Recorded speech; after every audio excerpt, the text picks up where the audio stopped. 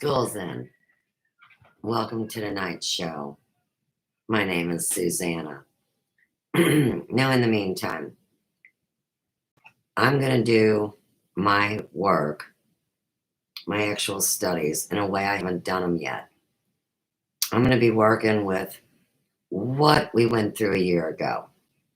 You know, when you get those goofy, things come up that say, this is your life a year ago. Well, oh, fuck. A year ago today was major, major war. And so that's why I say, back to hell or whatever. We're going to see how it matches up to the message coming in tonight. And I'm going to block that message that he is putting out as an act of war. Okay. We're about 20 minutes in over there. And I don't want to waste any time. But you do realize what I said, that we're just going to simply see the connection points. Because it's already heating up, and like I said, I missed too much. I was doing my homework to be able to do this exercise, actually. Okie dokie pokey.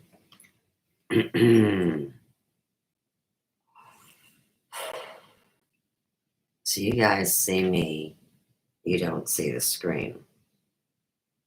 I got it. Okay. Here we go. Welcome to this show. Oh, this reminds me of something interesting that just happened. While rereading Philip K. Dick's book, Ubik, there was a description of how a precog... Philip K. Dick. They love to talk about his wife like it's the same person. One and the same. Idea and understanding. Let me see if I can... So they talk about this a lot to put other messages through. Oh, yeah, I'm here, Tubby. This is my intellectual property. I'm doing homework and advanced studies in your psyop and this nightmare, this hell we're in. So, yeah. Okay. 1976. God bless us all. So, this is quoting from the book here. We'll get some music up. Blah, blah, blah, blah. Basically, the scene we're entering is a man who has no psionic abilities himself, is testing someone who has anti-psionic abilities. The person he's talking Hear what he just said? We're talking about the test. A woman named Pat is the ability, she's an anti-precog. Pat is male or female, tag Saturday Night Live. She has the ability to kind of deaden this. And she has a unique way of deadening that. We'll get there later. I don't think that's a spoiler alert. Let me explain, none of this is. Joe's the tester, how the anti-precog generally functions. Well, we can prove it now, looking at memories a year back. The precog, the person that can see, and call out a whole bunch of people and see how they're doing these days. A variety of futures damn laid straight out side by side like cells in a beehive. For him, one has greater luminosity, and this he picks. Once he has picked it, the anti-precog can do nothing.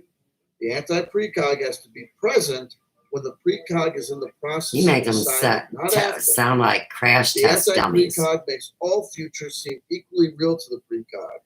He aborts his talent to choose it all. Precog is instantly aware when an anti-precog is nearby because his entire relation to the future is altered. Tag these finite programs. Similar impairment. She goes back in time, Gigi Ashwood said. Joe stared at him. We'll leave there. So we have the general description of the precog's ability, that they would see all of the possible We're telepathically linked, in front of them. Not me and you, Chatter. One particular future would glow brightest. This is the one that would naturally occur. This is the one, the ability to identify this inevitable outcome of all the possible outcomes would line up. But your own words Bashar described the are going aspects to of his sweat you out today, aren't they, buddy? Teaching I immediately was recalled and remembered. We're talking that about it's very a premeditated similar script, to what Phil K. Dick described there. predictive programming, What's really interesting is and a that bunch of that's butt just one plug step down spies the called rabbit hole. remote viewers When I had reread getting up in a secret file that portion and creating Ubik by alternative Phil K. Dick, media. I had a light bulb go off in my head, and I said, Hey, Channer, "Didn't you know? today, Holy 2 motherfucking newspapers. shit. There was Oh yeah, something Mark brilliant today in with 2 mutability completely that I different thought was stories. very, very brilliant. And as I think I'm authored already by, 10 steps ahead of you. The good folks over at Marvel Comics, they were so genius. You were the way so that they pissed described about this your Boo Boo particular Kitty mutant's comics and your precognitive Comic-Con. abilities. See, And then you I were hiding a realized bigger they story, just weren't ripped it you? off from Phil K. Dick. Mm-hmm. What's the essential teaching? Let me do this. The mutant is called destiny. I have a mission and a It's really the destiny. exhales that get me the most. It's like I take it. You don't believe in those things.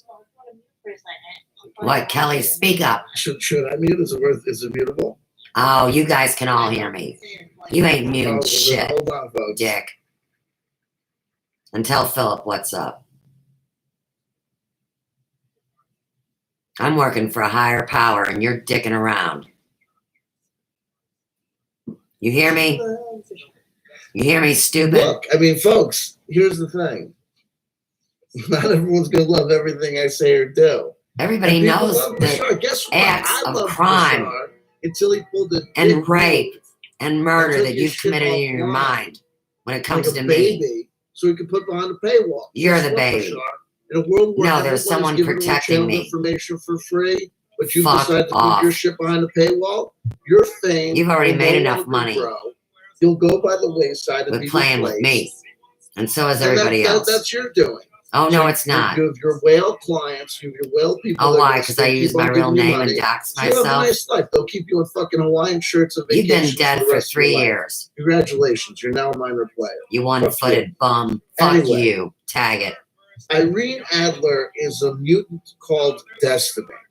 Okay, a mutant. This is the official. Is she got a virus? Marvel Universe. Is she the coronavirus? My favorite comic book series of all time. Published in 1985. I don't really get stupid jokes. Try harder.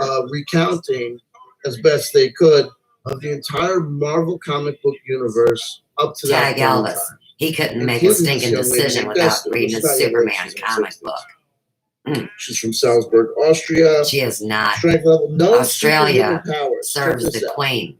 Destiny possesses the and it's a prison island. Precognition. Maybe they're going to send all you butt plugs there. Foresee in her mind's eye the events of the future. Although blind, but it was the past. Mind can scan the because it already happened and it's the present. Alternative what do you have to say about that, counselor? Mental images of the audio-visually observable. You better take a pain patch, baby. When she relaxes her precognitive abilities, I'm always relaxed, by a montage of overlapping mental even when I yell at you. By concentrating, like at the she can focus on only the most probable alternate futures. While she can comfortably scan the alternative futures that exist 1 second away, up until those that exist 15 minutes away, the greater the time factor, the greater number of alternate futures. But this is a fictional book. Thus, while she could be 97% accurate in her predictions of the future, 10 seconds away or less, I was 98.5% accurate years back. Despite the limited extent of her certainty, her long-range scanning can be of great use in the early detection of possible random events that can disrupt the human elements of her or her partner. Like destroy the human race. The more, okay, well, here we go. And you go to war against me. Certainty. Okay, the more likely that a particular alternate future will manifest itself in her reality, the clearer and more distinct her mental impression of it will be.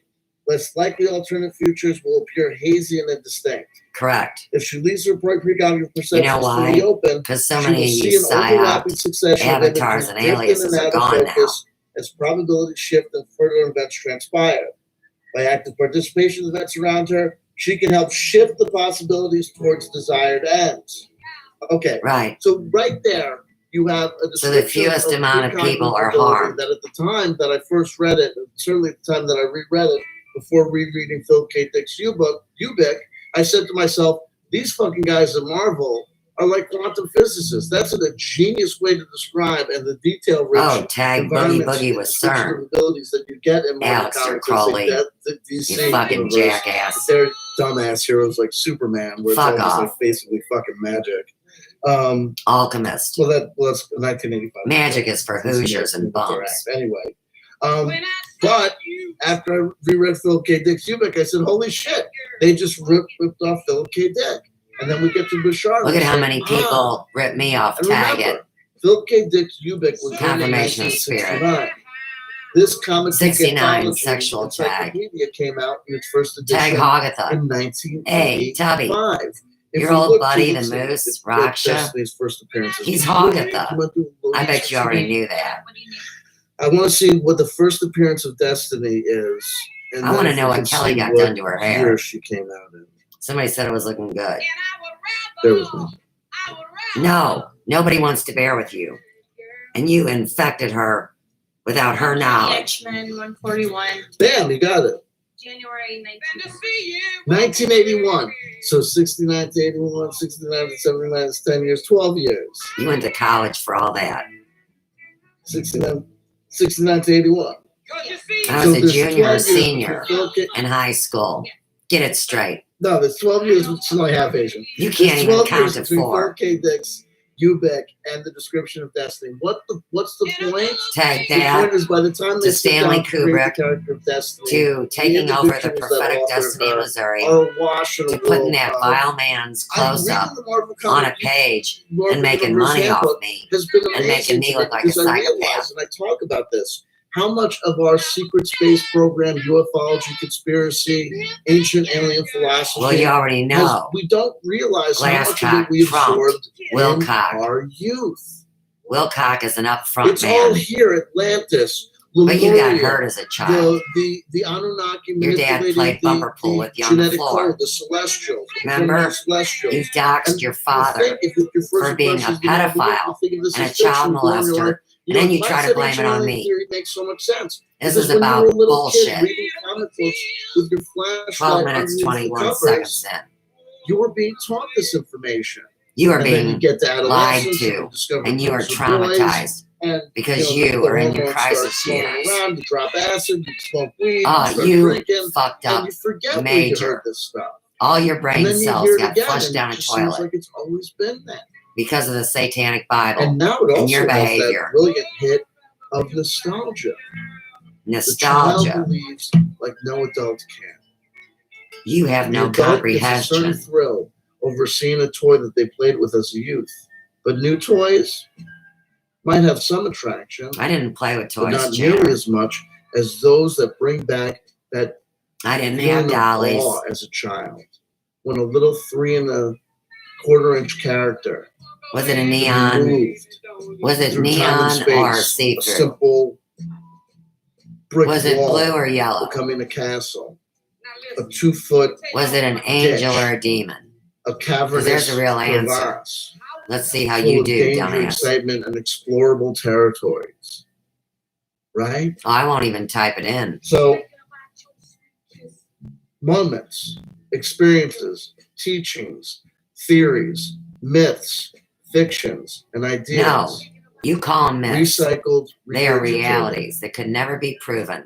I sit here and I Until can now, tell you that I know It has that I'm been not documented, describing digest, exactly what I and want described for you. How the experienced hits by the just top kept coming minds when I of this globe. contemplated this interesting thing of watching a video of the I am show not a talking thing. about this and getting a hit and saying, And I'm that's not your just booty like something call. I just read. And I'm not a only is it robot. something like I just read. It's something that, like I just read, that in itself had triggered off all these Your memories of trauma. something else Tag it. that I had just re-experienced. Yeah. I don't know if there's a central teaching or point You that I sick, can twisted fuck. bring out You fantasize about me, other than but you hate me to so much give you want to you kill me. That's called the those Oedipus experiences complex. of having me tell you what I experienced. Yours is shit. Maybe it makes sense. And you have destroyed Maybe it my reminds you of character something. online. Makes no And sense. you will be at held all. Jay accountable. Roach donated $2.99 to help keep That's the about what lights you're on. worth, dumbass. Thank you. God bless you. I'm God not even bless allowed you. to earn that. It does So help to keep the lights feel on. really It does help. accomplished in your With having stupidity. gone through and described to you what I wanted to describe to you, what I felt like wasn't explored fully But didn't in Mel approve yesterday's it? show. Did CCN okay? I guess the intro to this Where's Omar production Corona this year? is complete. And I can then say to you the following. Omar Corona's all I will over it now last look year. at the live chat to see if you guys have any questions about what we've talked about so far today. What'd you do to your hair? Or things you would like to talk to me about now or in the future. Give me a moment. I'm going to crack Well, a you window. better call It doesn't Jeremiah get too up hot in here. because Doug if he Gerard, starts channeling, Doggerel, he will have no I think I got control with a over what he donation of says. $5. God bless you guys. And his Bless you for your personality will donation. change Super chat like that. reads, from the day that you're born till you lay in the hearse, things are never so bad that they couldn't get worse. That's a curse. Tag it. My God, who's saving that up? I don't know why I assume that you're a hate, right? God bless you. Hold on. He's going to make some move on the computer. Him and Kelly work it together. Chandler's not even allowed to legally stream anymore.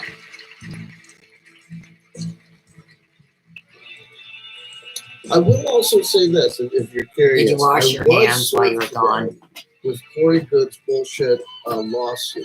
I was served, so the game is officially afoot. Am Well, I of course, nervous? it's officially afoot. Because I'm I the one know that what let the everybody suit is, know. and I know what it contends.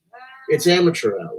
I believe. Well, You're number the one, amateur. Well, I'm not going to go into what I See, believe. it's or what you I plan guys to that do are the about it. amateurs. But in case people are curious, I have Corey been and served. David, who are we're not getting who to you say the they next are. phase. They filed the lawsuit. They're up front It's been men. served as certainly as to me, and at this point, Gaia and what's her name, Ari Stone. I don't know if Jay Widener or Cliff High have been served, but really the only people that I really care about being served are me and Look, Gaia, Tubby, because I think Gaia's going to end up doing most of the heavy lifting. Cliff High, And I've got my with the legal negative arguments bot and farm things why I think and this the case analysis the reports case ridiculous. is what he made his It's money on, honey. a Back when shoddy number written one and approached him stupid. I mean, it's the kind of thing that with people laugh at. a But basically that's just treasure me. I don't wanna trust, say too much, if he could but I will perform give a you that positive, update, just saying that it's been positive served. It's been served. projection analysis. That's it. Alfie Solomon says, "Ooh, you got served. You have to dance back," and I will. Listen, I've been practicing. You trip over your own two left feet because you only got one. Tag The it. lawsuit would be filed. He said on third phase of Moon, he was saying that again, he's making these allegations that criminal matters have been brought or in suit. You guys put me up through an inquisition and an impeachment. Oh, and a contract on my life. So whether it was just committed through acts of dark magic or through real life or triggering somebody with an EMP. Because you can't just make an allegation. You have to show and prove. And I'm sorry. Channer, RICO statutes. I've been showing it for 4 years. Pull your head out of the centipede in front of you. YouTube channel or on the same Twitter thread 2 or 3 times. That's an accusation that they're involved in a criminal enterprise. You guys set me up to be the biggest criminal on the planet. And we'll do what we have to do. What do you got to do? Donation of $8.08. Thank you so much. God bless you. God bless you for your support. What do you got to do? Continued financial support, and we'll have to deal with this. And you will have to deal with it. This is Tag Scientology rules, like Corey Goode. This has nothing to do with Scientology. It has to do with you idiots paid money to learn how to ground yourself. But you only had one foot, so they had to super glue your fat ass down. Me, on the other hand, this false flag, and I worked all through my 20s to ground myself. You know what I mean? I'm an attorney at law, so I don't need to worry about it. You're like the crappiest attorney at law that got an alleged diploma through a Cracker Jack box. Prove it. Let's see your real legal documents. So you realize what this can Let's see your college transcripts. Let's Right? hear from your teachers how you got I'm through actually Law looking for Academy. people in my exact situation who don't Your know bug's my itching? don't have possess my legal understanding. Tag Don't possess. understand that this thing is frivolous. Can be He just dismissed out of possesses hand. something that They we might don't get have. themselves wrapped up in this bullshit, even as far as just having to waste hours or It's or- not or bullshit dinero to abuse on your an cult attorney. members. So anyway, Bee Gees with a donation of $14.99 Australia for the Galactic Law Fund. You're a sweetheart. God bless you. God is bless you. Take care of yourself down there. UFL Gandalf with a donation. You know, of when $5 people say nice Australian things for to the you, they're really saying them to me, and you act like it's The you. fact of the matter is Prove the facts. that there will be costs involved. Just go get your law diploma. Right? Let's just start And then simple. the other thing that goes down Is your real this name Ben calculation. Zavagnik? What is the point of bringing the lawsuit? Benny? Part of Because it I've is also God, heard more of a Spanish flavor this name. calculation It isn't that Zavagnik. it will cost money. It's That there will Cervalis or be stuff that something. I have to do and take care of. You don't have Christine enough money Blackman with the donation to get you out of this $50. trouble. Legal Fund or whatever. You two rock. Thank Whatever. You so much. God Tag bless it. You. God bless you for your support. So now, here's the thing. What is the point? There's another interview with Corey Good. Your head is the point. Do I cover it? Do I analyze it the same way that I do? Or do I let Sleeping Dog lie? Bring it, Am I bitch. supposed to That's say why to I went myself, live on you tonight. Debunking Corey Good. We couldn't debating even Corey wait. Good, deconstructing I couldn't the even message of sit Corey Good. down, It's more trouble. chill than out, and Right? relax. But oh That's no, what I happens felt with you coming. Carolina, And they said, Suze, Right? he's on the war More path trouble and he's than got a it's worth. knife aimed at your He's making back. quality I said, all videos, right, let me get up deconstructing, and only and get some tea that I he don't was have. not saying the things Grab like my that smokes CW Chanter was and haul saying. my nanny ass in And here his life because got Jimmy friends, Touchdown never says had I'm a boring. Who's here? Right? What a great way to take out your critics. And What's that's up, Fury? The Scientology playbook. Watch and Right? learn. Make it so that That's what it's you're here just for. not worth their while. You're not worth my To come while. back and deconstruct. Casting pearls So to for every day swine. that I can't, that I don't feel When that you I can made talk money about on it, deconstruct, ripped me to off, do a and Corey Good disrespected video me. because with all Oh, it this was a shit, if 50-50 there's actually deal. lawsuits All you filed, I bitches better, got you know, 50%. take And the care of phone that room first. guy, That's monographed why, Dan in the Soap, meantime, got the for him other to spread his 50%. bullshit and lies, He knew me in real life. right? Without Monograph, being contested, Daniel Soap. without being debated. Oh, without you being want to debate exposed. everybody. And they have to come on your channel to debate. A win? And that's why I speak. Not if you're dealing with someone like CW Chanter, right? What, CW douchebag? Chanter's going to say, I'm going to have to take Mentally my time, retarded? and I'm going to have to deal with this Psychopathic lawsuit. and hurt? We'll deal with it. We'll see what happens, and I'll report to the A people. fat the little facts bully? together. And in the meantime, A dork. I've got other things to talk about. I've What, got your life, positive test? and I get to know that I don't need to keep on coming up with How about your fantastic worms? stories. And I get to know that when I tell my children things that I've done, Where are that those they may twin be girls? proud of, You've never proved those you things have aren't twin lies. daughters. There aren't made up stories. What happened with you and your wife's divorce? So we'll see what happens next. We'll see what happens next, and you know I'll keep you guys. You are involved. running, I'll keep you involved in the journey. spitting, and shitting And remember, everywhere you it's go. just the reality. You want to sue me and sue me and sue me. Eventually, look, the jurisdiction issue remains. I have no connections to Colorado. This is way beyond this Illegal mortal to lifetime. sue someone in a state where dipwad. they're not from, where they've got no connection to. You Why? can't walk Because around they in know the that public. That's just a technique, an unfair technique. Unfair. To disadvantage another Spell party. casting and So you're black gonna have to magic. sue me, like I Absolutely. said, in New Jersey, okay? You talk And, about New unfortunately, Jersey in way Jersey, too none of much. your friends are admitted to practice. They There can comes get the admitted sound if in they the want to. nose. You could pay for an attorney, but if they're going to file His a lawsuit alias against this piece of garbage allegedly lawsuit lives that's in New filed Jersey. Colorado, He still works then under. it's just going to be dismissed too, and you'll be out more money. So Oh, you'll really? have tons and tons of money to burn. There was tons Keep and on tons of burning it. money Keep on placed on asking this for global donations. bet. Anyone Tag that it. lives their life on I take my donations, job seriously. unless you're the I'm not a American slacker Cancer or a Association, liar. right? No. Anyone that lives their life on donations, unless you're like TBN, right? Turner, Trinity Broadcasting Network, or UNICEF, or PETA. If what Oh, you're selling pissed or that what I'm you're being. asking for donations on I get is it. ongoing You're mad that I'm revelations being about the supported future and the secret space by program an and what's anonymous gonna happen global next, group You're gonna have to keep that on has coming up with created new things to say. some kind of How long can you endowment do it? to teach We'll people see. about the human It's all mind. speculation. Tag it. Hey, like Philip K. Dick's conception of precognibility. You just like to say dick and I you see like a to whole suck bunch them of too. possible futures ahead of us. You're a closet fag, Right? Which not one's with gonna mental come out brain to- fag, which is a fog. You are a Should be true. man living the life We can hazard as a a guess. heterosexual man. We can And make in our the closet, predictions. you have But had no one really knows. interactions with gay men that were So ill. we know. And then you took it home to Like your I said, so-called wife it's never been my agenda. and your Get that guy twin kicked girls from that movie Right? with the creepy house and the weird There's windows. certain people's points on Twitter. You know, is the it actually ghost. incentive for What- him to Hi, want him Amy. to stay around forever, What's the movie right? with the twin girls? As long It's as there's scary. story good, there's gonna be There's some really chance of weird contact. windows and they light up red like a Because talking monster. about public statements, I don't from like public these figures, terror made in a movies. Public forum is an interesting thing Better to do. than Art Bell, that Michelle. people like. It gets conversation started and going. And then there's the politics. But you've had a shit So, fest now for on real, my I'm going to conversations. turn my attention to the live chat.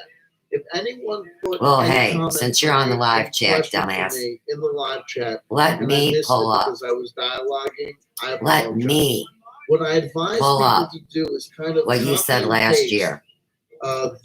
Copy and save to their clipboard on their computer or their phone. That will be an their automated call comment or their just to get me to respond. It's really important that they really want my input on it. Because every time I answer a question, I start talking, and the live chat just goes by. So if you want to make sure you catch moments of, pause, for a pause or this, or you see that I'm looking, you can throw it back into the live chat. But I'm not asking you to spam, but I ask you to participate. Okay. Let's see what I can do. Okay, I'll call you back tonight. You won't be asleep before 9, will you? Reamsey points out that electric boogaloo is the new term, the new code name used by the alt-right to describe a race war.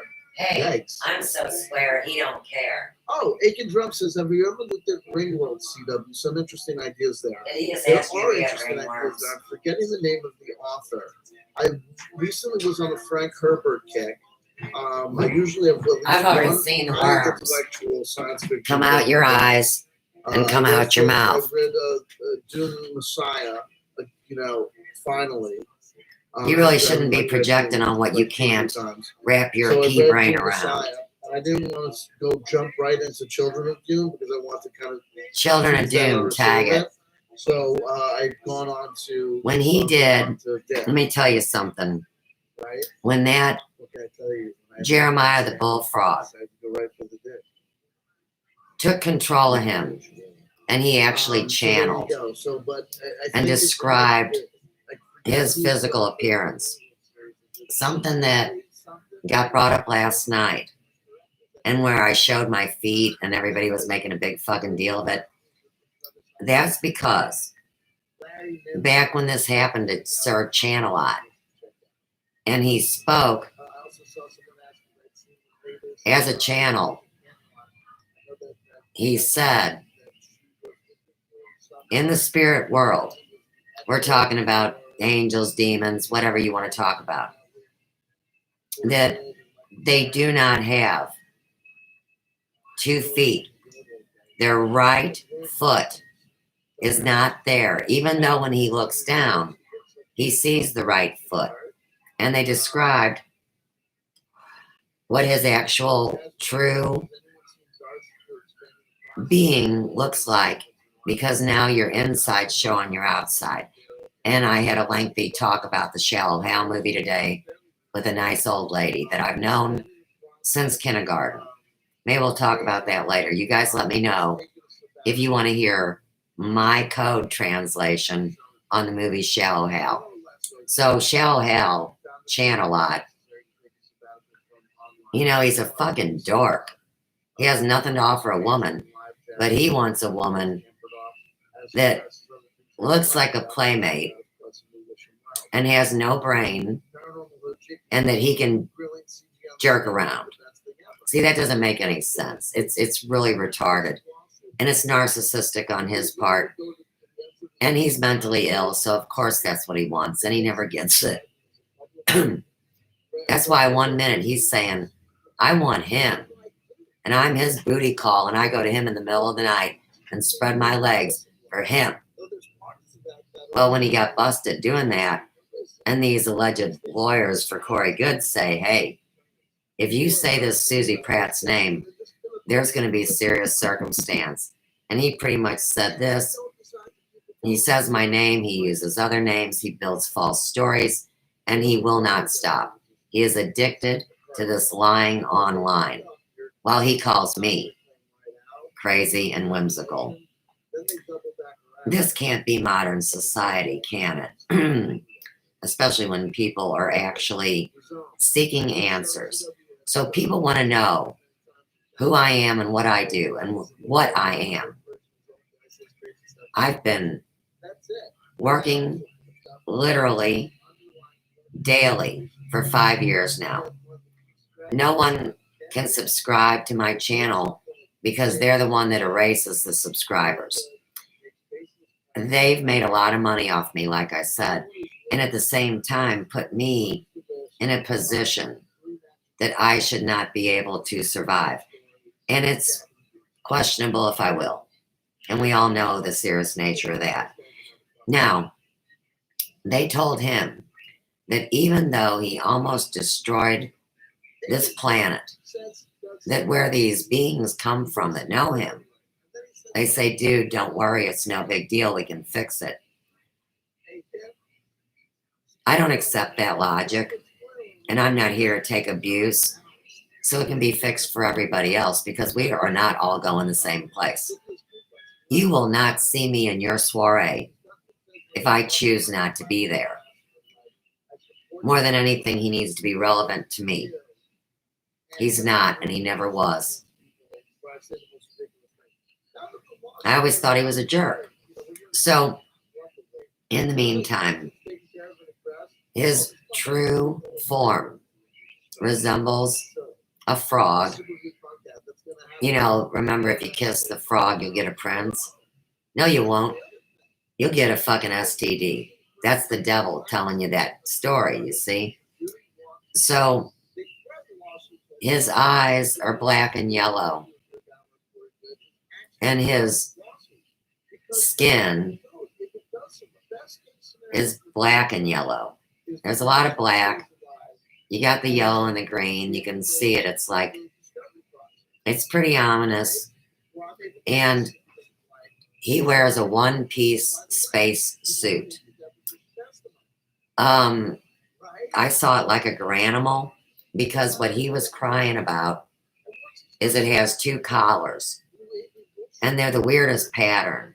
Like the two collars don't match. And he has a silver belt that's around the area that should be where the shirt ends and the pants meet. But it's like a onesie. So it looks like a silver belt. And in this reality, he has no penis. He has no sex organs. Because, of course, he's misused them, right? And like I said, he's only got the one right foot. And when he looks down, he sees them both. But he knows that from his knee down, that there's really not a leg. So even if he tries to lie to himself, there's no leg. And he sees that the foot's not real. Very weird. It's something about what is true in this illusion that we call life. In the meantime, he was instructed by the guy that sings Joy to the World, all the boys and girls now, joy to the fishers in the deep blue sea, joy to you and me. That's why his name's Jeremiah.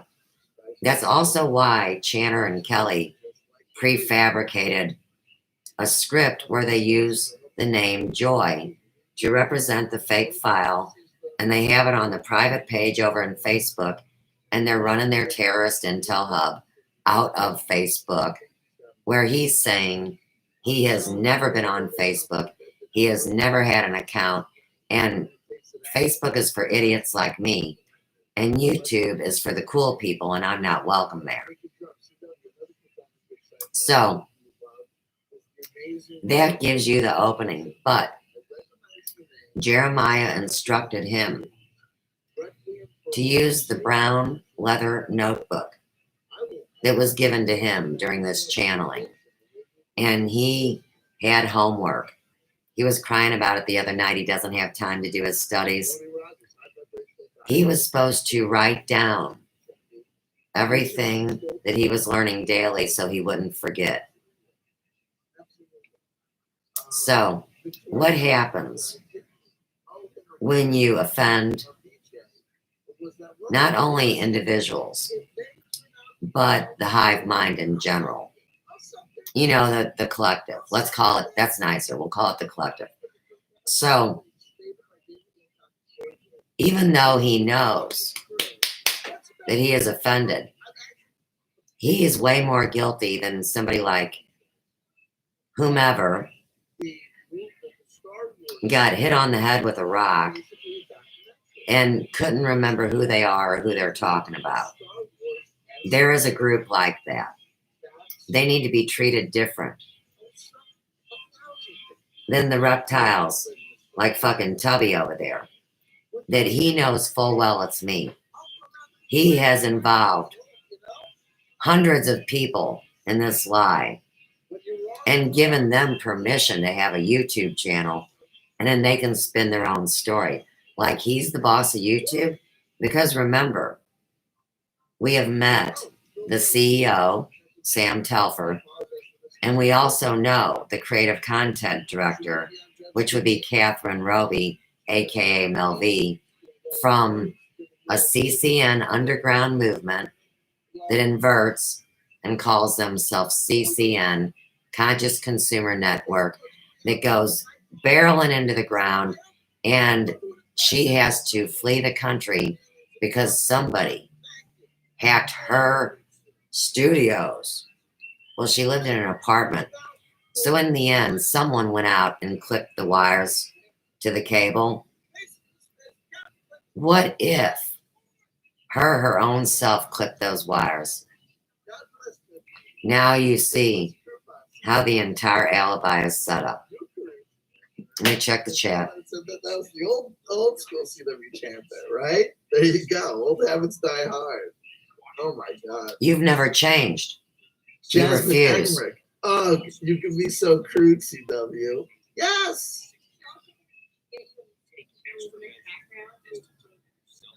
So here's what we'll do. We'll get the suit. Michelle, I have admitted that.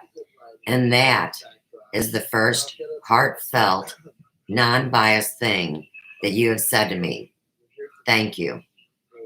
The statement from Michelle is, Suze, they aren't trying to hurt you. I don't know this guy, but I do know a lot of people you talk about. Michelle, what you did is you just proved collusion in a group. And you also proved social distancing online and the 6 degrees of separation, that through the internet and through the research and through this elaborate trap that has been set more than a decade. They know who every one of you are. They know the aliases, the sock accounts, and the avatars. That's how serious this is. So that's why I always want to work with people and say, look at that stupid story in the Bible about Constantine. He's a motherfucker up until the time he's on his deathbed. And he calls the guy in that's going to bless him and send him to heaven, right? To live on the cloud. Tag the cloud, fuck. So, anyhow, they honestly don't know me as Susanna or Sophia's Emporium, because they themselves altered the reality, created a fake name and a fake story. Because, and I know you don't know this about me yet, within the first 3 days that I had ever been online, they came to me, and this all started very quietly, but to me it was pretty damn loud, because martial law had broke out in Ferguson. Anonymous was here, and they had hacked into the mainframe. Okay. So in the meantime, I always will trust someone until they fuck me over. Well, what if somebody told you a story in inverted names and changed things around? And you didn't know the players and you would form opinions because you really do have friends. I can respect that completely. But you can also see why they would have had to get caught, because this has become a deadly game. If somebody's going to have the balls to really play the game to win, you must be honest and admit your name and your identity. You cannot hide behind a lie. So, thank you.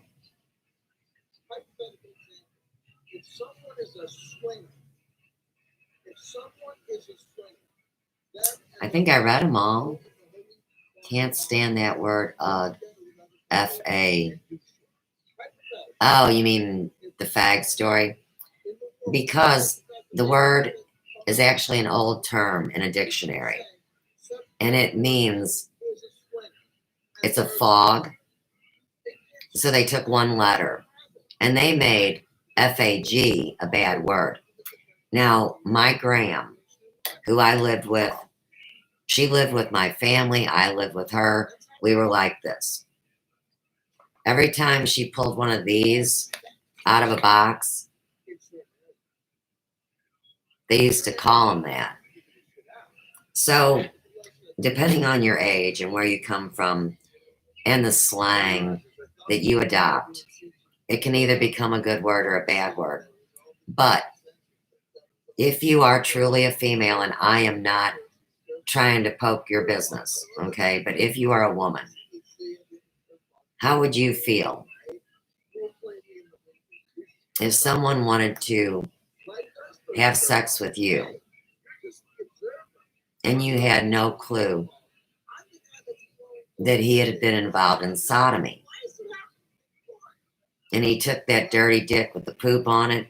Let's say he wiped it off with a piece of toilet paper, right? The bacteria is still there. And then he wants to insert it into the place where you will bear his child.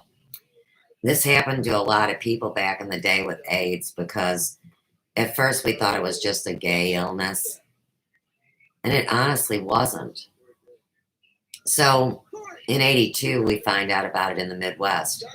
By the early 90s, we're finding women that are coming forward with AIDS saying, my husband had a secret life, he was in the big house, or he shot drugs. And honestly, the wife didn't know.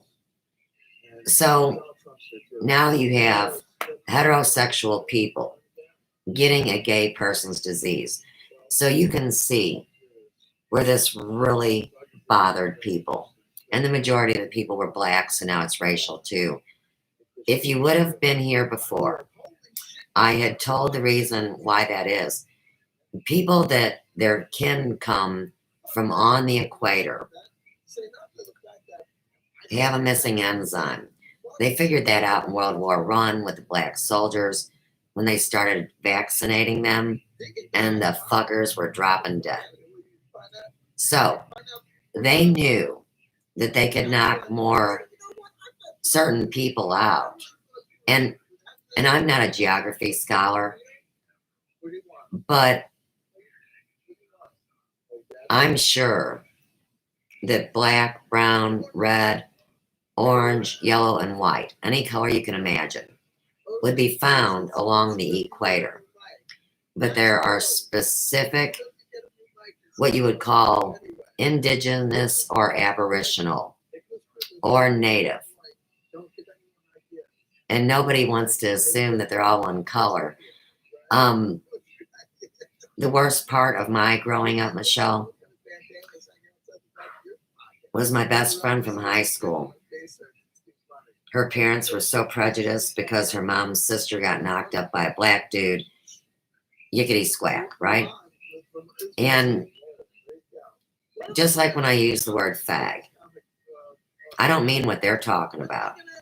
So when I say cookie baby, I mean no insult to someone of a mixed heritage.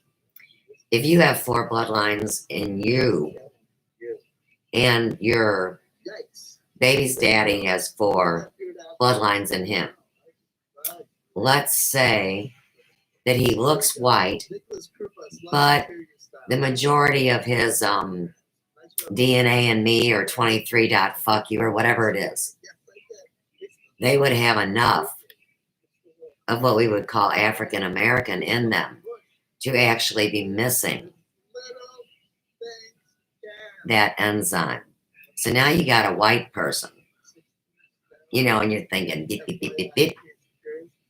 And you get your DNA done and you find out you're missing an enzyme. Tag genetic counseling.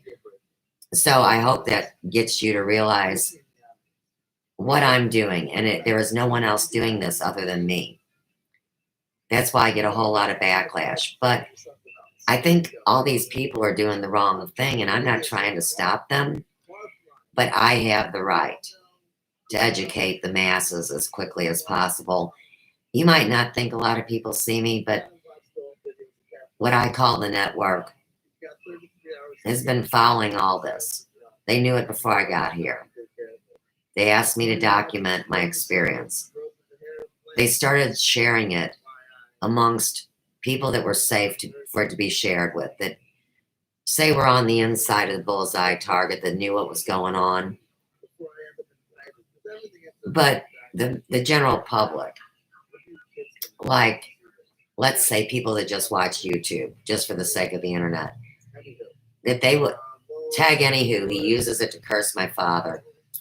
So these people on the outside circle, they honestly didn't know that when they talked on the phone, see, I don't talk on one of these. This is a recording device, but that the people that want to talk on the phone, they can FaceTime. Well, guess what? FaceTime is exactly like me working with my video manager and making YouTubes. It is a two-way video communication. When I say that, you see me. I don't get to see your face, but I get to see you. And I don't really look at the avatar. I try to look into your heart as well as the reason why you are here and who you connect to. I'm a cop's kid. I can't help it. It's natural. So, I'm pretty good at this shit. And since nobody else was good at it or had the balls to stand up, when these people were committing these crimes, for whatever reason it is, they didn't realize by participating in a ruse that they would actually lose part of their mind. I didn't make the rules.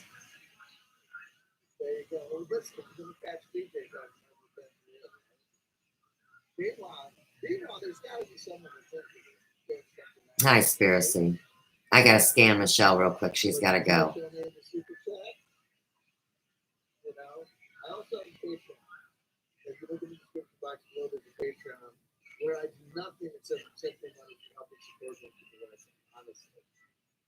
Do you know why, Michelle? Why they code word it as sock account? Let me tell you why. Because the story is that a lot of guys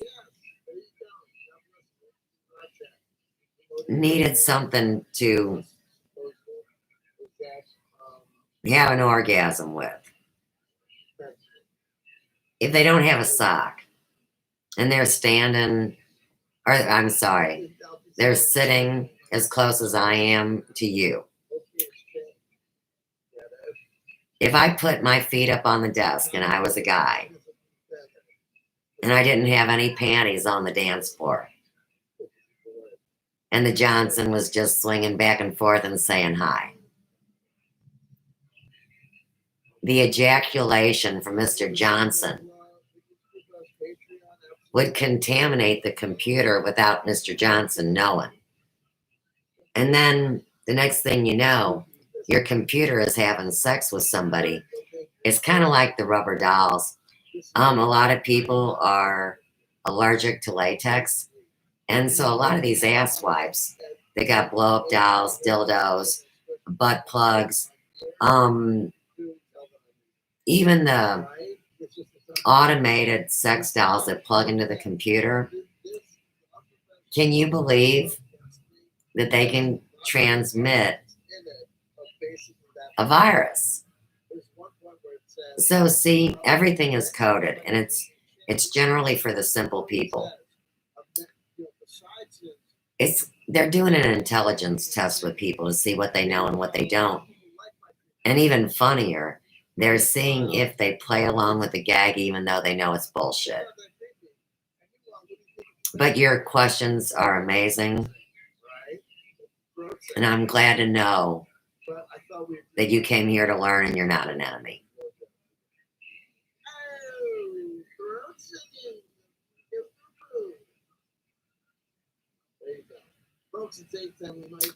It's only derogatory to the hive mind. The way I said it, nothing was derogatory. So see, here's the thing. Is it my reality that matters?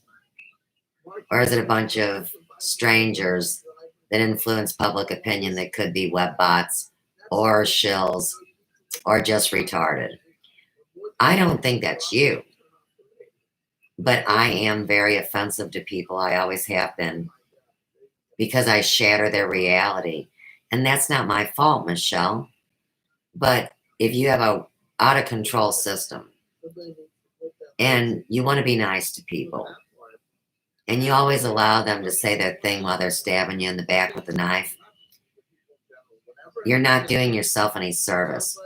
This is why, Michelle, it's so important to love yourself and speak your truth before you go around telling everybody I love you.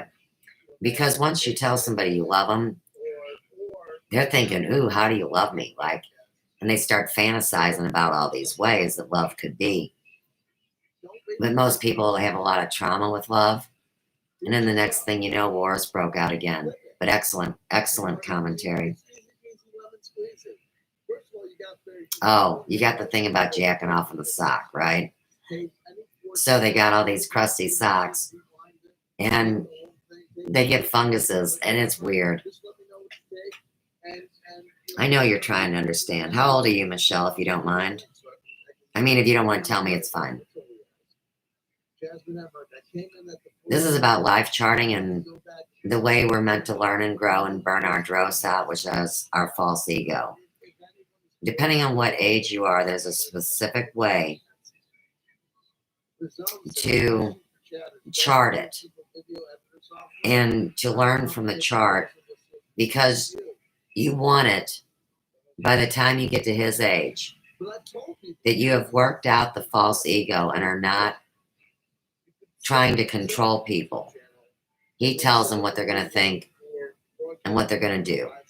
And you don't hear me do that. But I will. Get louder and louder to get my point across, and I apologize for that. It's crash on my part. But I've always been that way. So if someone says, hey, Suze, we really like you, but here's your list. We need you to agree to this and sign off on it.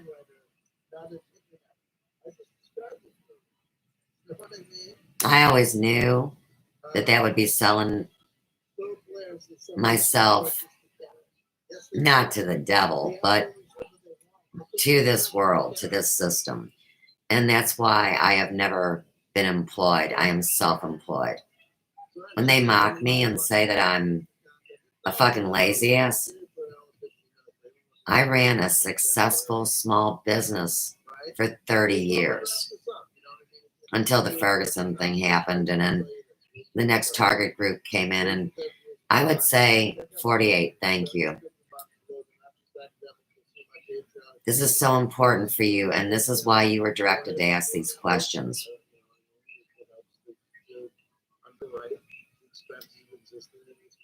We have what's called initiation years, and it's a test that's brought silently.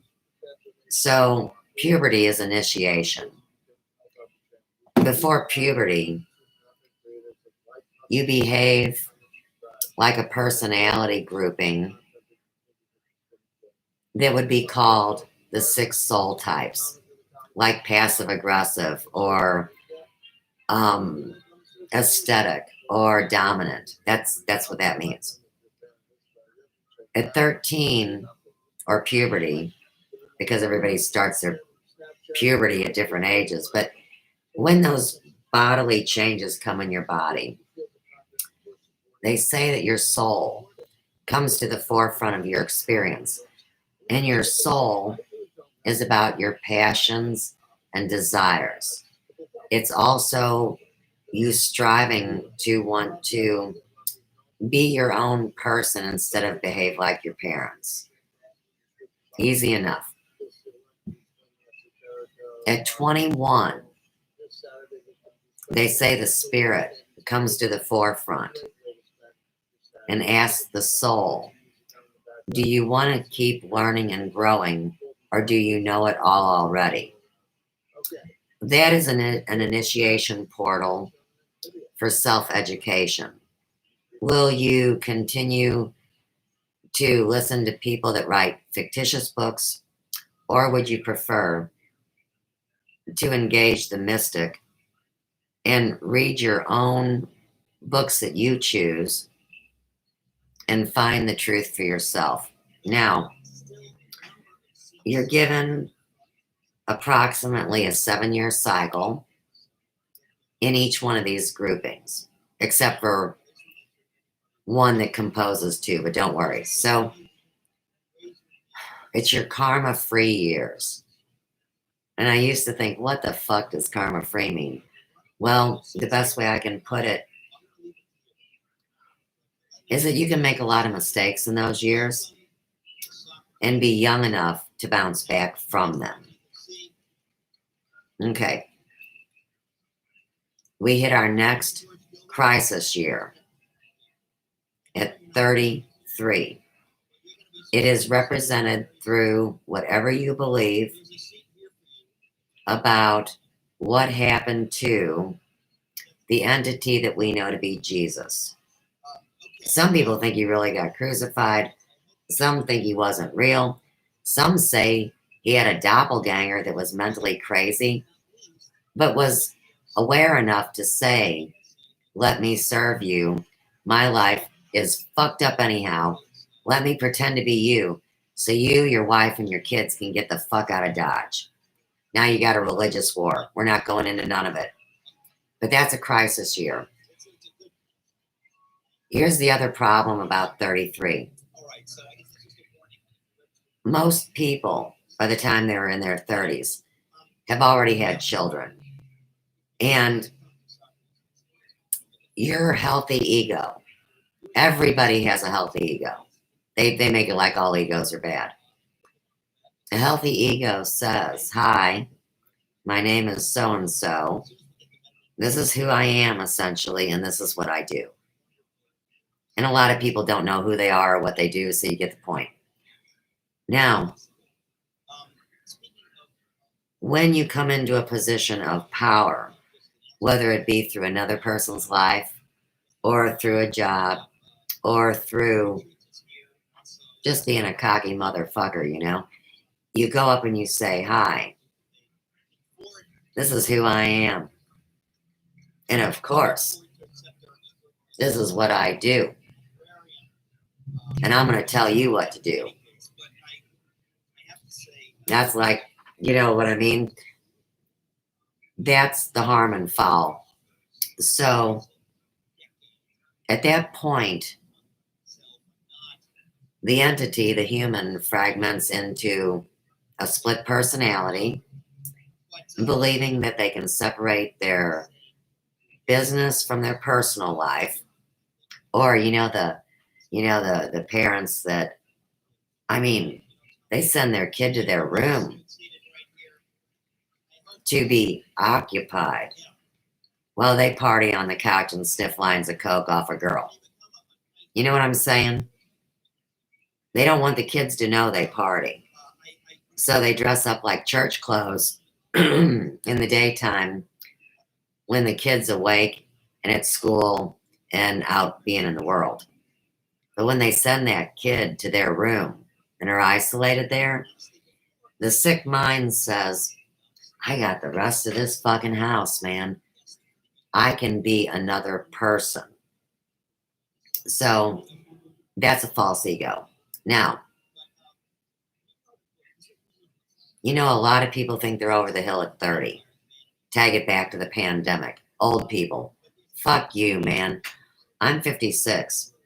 And I am actually younger than a lot of people that are 30 because of my attitude, my lifestyle, my beliefs, and my practices. I don't want to get snippy about it again, but that's what they're really trying to show people. How dare they classify us? So, 40, of course, most people, and they make it on cards and shit, you're over the hill. Well, there's a big key crisis year that comes about 38 years old. And it's like a doorbell ringing in your head. And it gives you the nightmares. Like whatever your secret shit is that you're just fucking terrified of, whether it's your kid, your job, your lover, whatever. It kind of starts playing head games. So now we're 40 and beyond. Dumbass is 44. It's a master number, 44. And it is also in what they call the angel years. And what I've come to believe about that is not all angels are goody two-shoes and sit on clouds. And not all demons eat babies. There's a lot of demons that they're good. They were created in such a way that I'm getting hot, that their job is to serve. And I first saw demons dancing, going through this magical mystery tour with the international #1 man of whoop-de-fuck, where's his body, okay?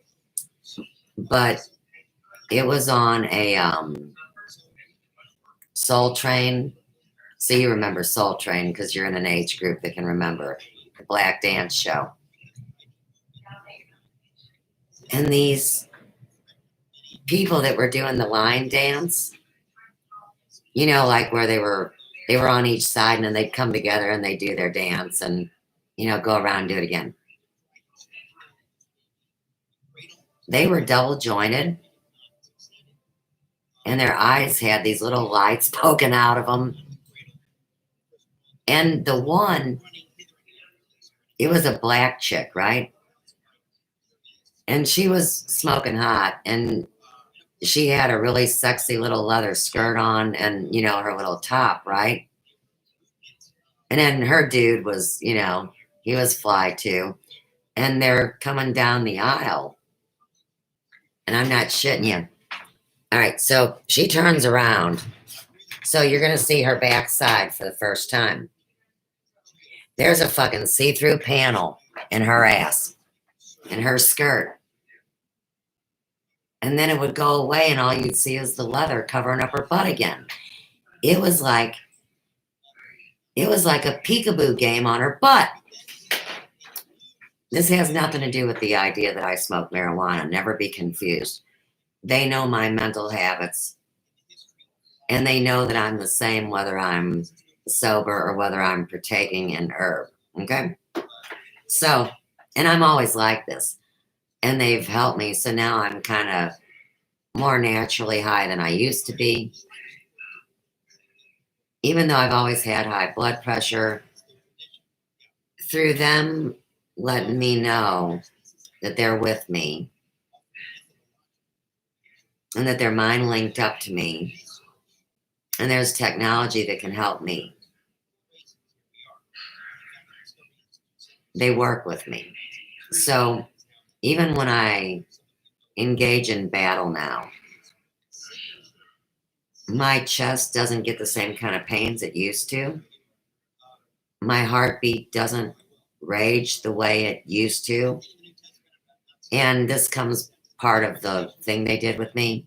When they doxed all my records, see, they really did dox my medical records. So if you're a bunch of fucktards and you realize that I have high blood pressure and you use that against me, that is a cardinal sin.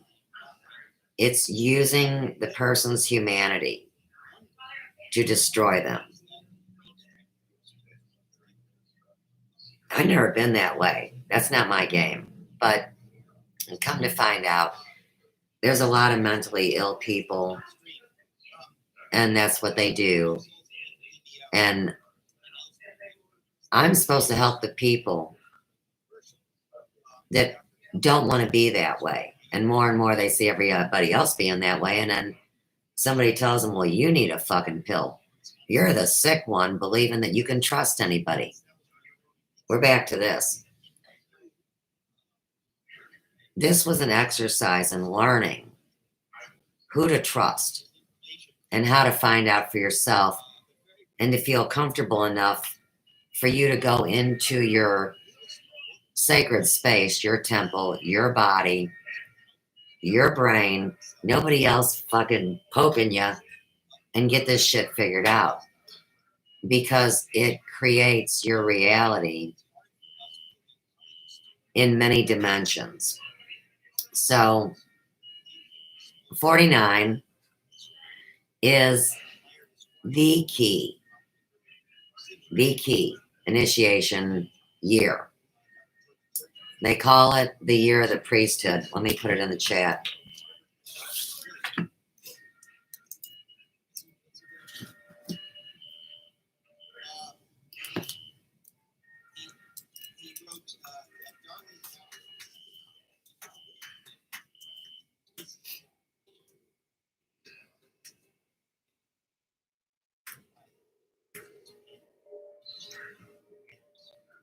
Now, here's what happens at that initiation portal. They put you in the cosmic health assessor, or scan you with their magic hand. And they check every aspect to see if that person burned out their false ego. I don't know if it's strictly a yes or no as much as it is a percentage. I don't even think it's a percentage as much as I think it's like how it changes your beliefs that got you in trouble in the karma-free years.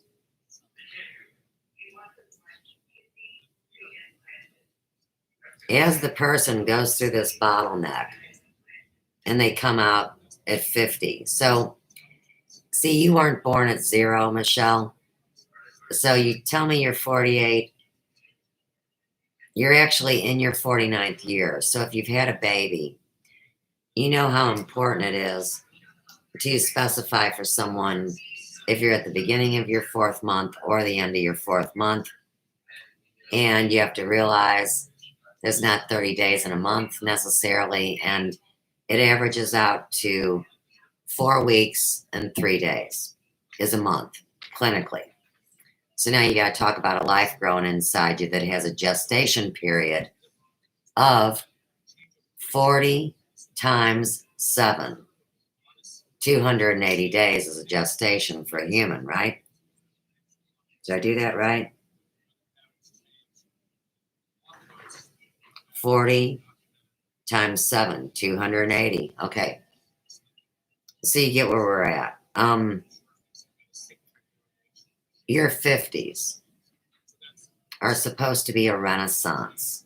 If you have burned out your drugs, that means your health will be blessed, your purpose in this life, like, your job or how you speak to people.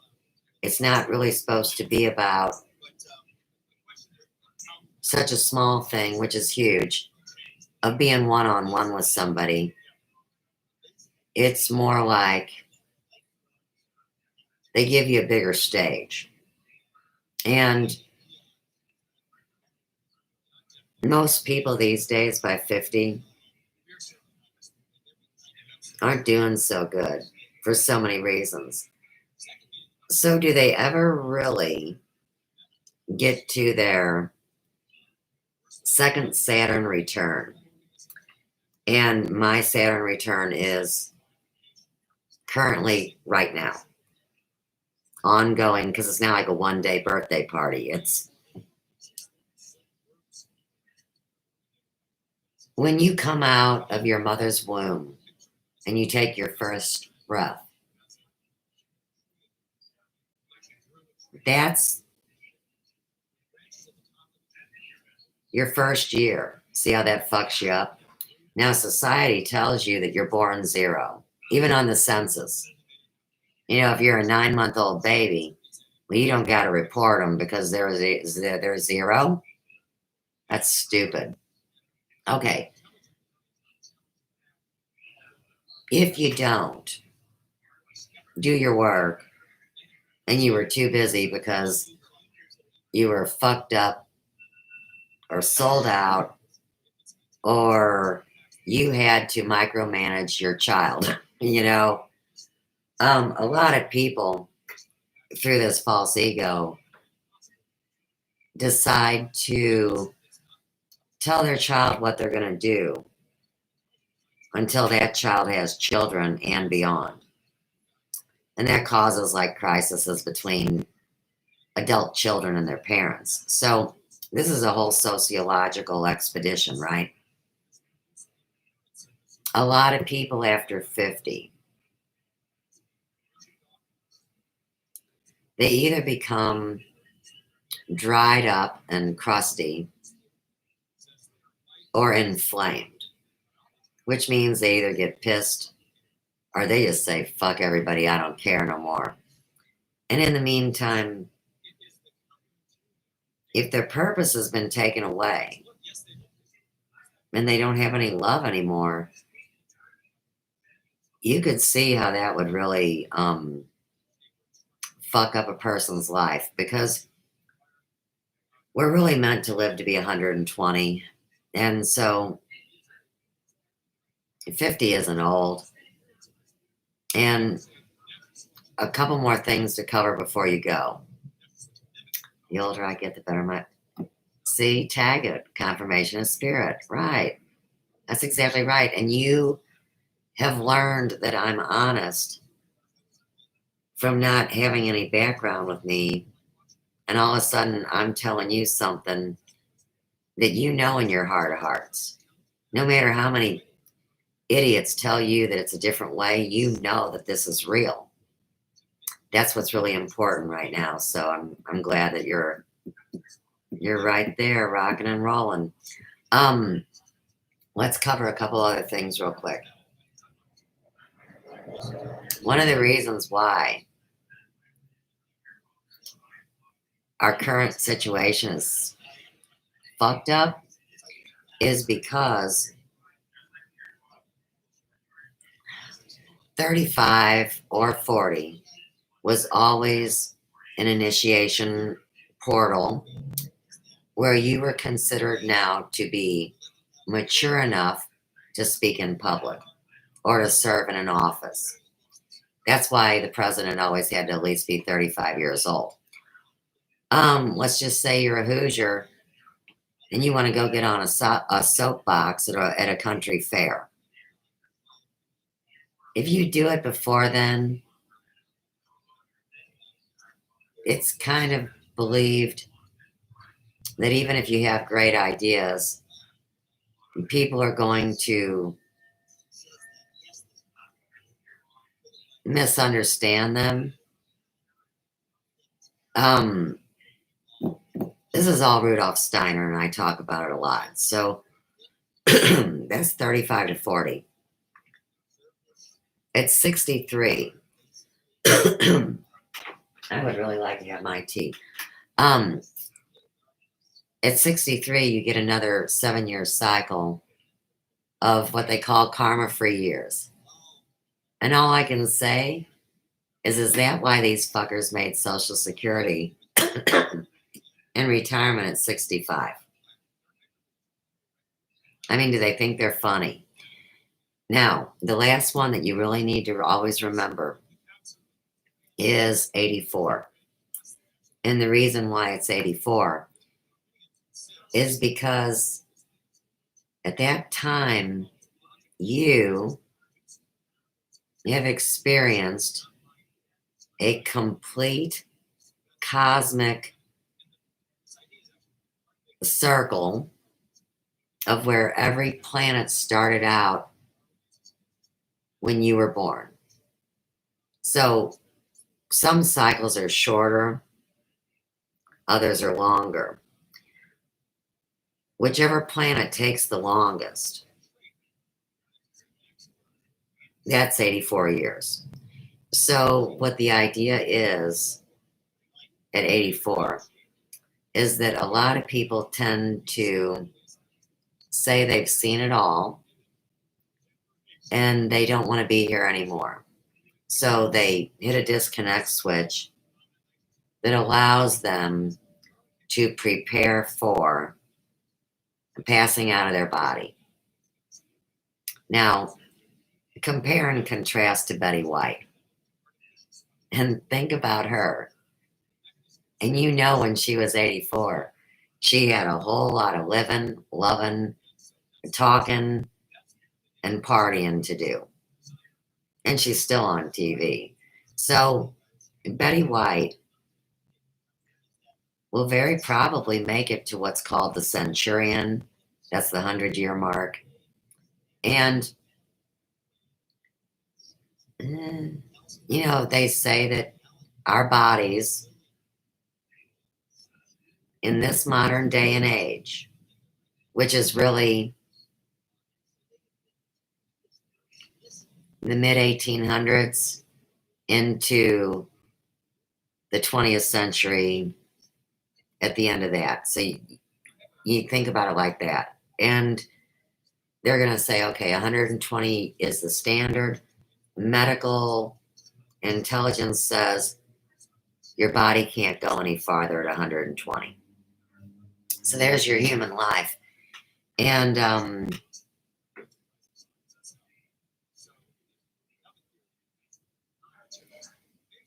okay, so I've concluded that segment, which really was about getting to know you and building bridges.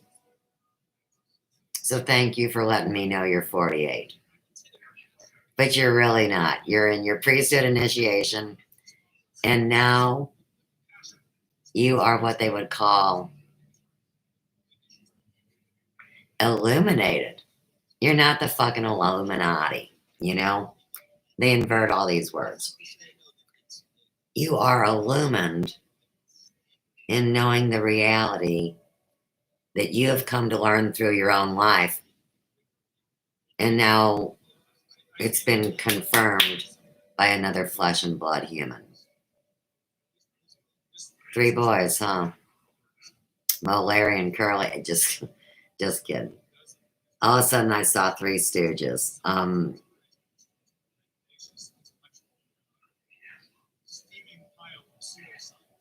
Okay, great.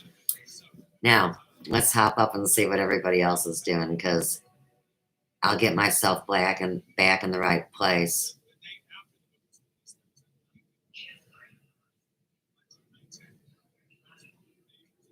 You know the house I'm talking about, right? is the movie Amityville Horror. And it's got them windows that kind of look like pointed monster eyes, right? And they do that red rum thing. And there's them twin girls. Ah, The Shining. Jack Nicholson at that fucked up ski resort. So he's got a little boy. And is he the one that sees them two girls? Are we? I'm just checking if we're bringing one movie into one because I didn't watch most of the traditional gore and horror movies because hearing it was enough to make my heart react. If I don't want to see it, it's easy enough to go like this. You know, I can look through and just see a smaller version. If I know that these fuckers are interacting with me, which they always are, and they're cracking a joke on me, and I don't want to look at the TV, but I want to see the TV show, I will turn my chair and face into a picture with a glass frame that reflects so I can see the damn TV show. That's how silly these guys are.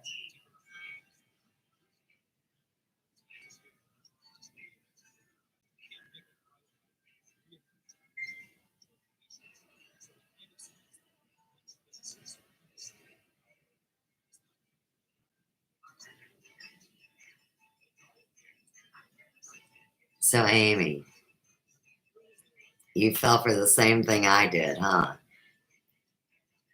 Why shouldn't we go by our real names? And the reason I did is because running a small business, I've always been Susanna Pratt, DBA Hair Emporium. If I'm coming online to bring my business online and I register it as Susanna Pratt, DBA Hair Emporium, Channer would say that was another way I doxed myself. And they felt like they had every right to be small businesses online too. That's a whole other conversation for another day. Because I think we're focusing on something else. I think Channer's already gone. I think he got fucked up from the stream. I'm not sure. We need to jump back and see.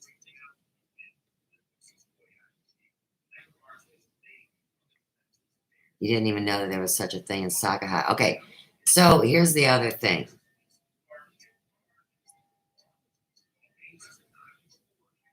It is unfair and illegal that somebody can say, hey, here I am with my fake name and my magic tricks. I'm going to go over and fuck with Amy Maxey, and I'm going to make her a sock account. See, at first I just thought that the people that are doing the dirty deals could only make sock accounts for their own self.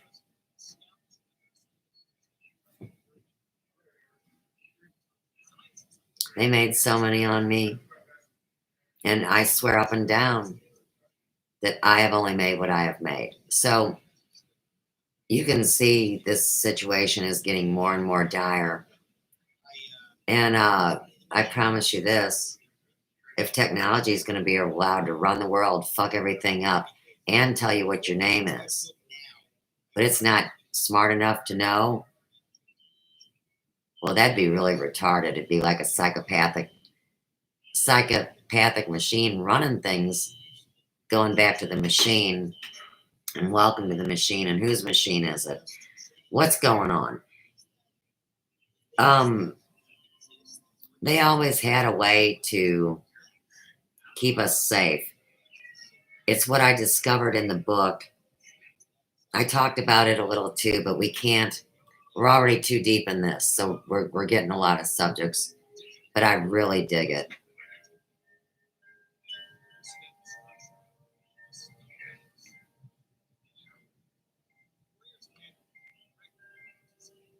That's right, the network.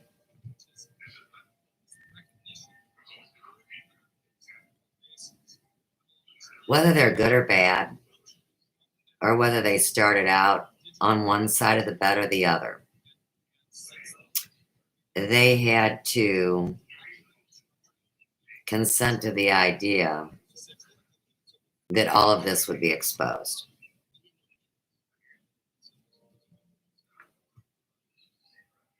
I mean, if you realize there's no secrets, whether it's technology, God, or the devil, who gives a shit, right?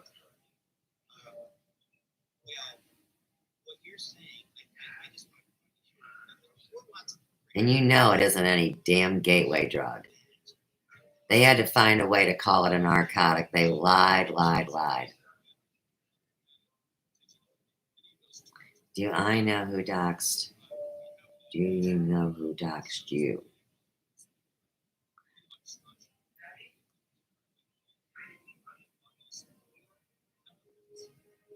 Since it was an organized attack, and they accused me of being a data hacker, we have to realize that it's a tight circle of different individuals along with technology. So it's not one individual. It is a force. It is a power. It is a principality. It's over our heads.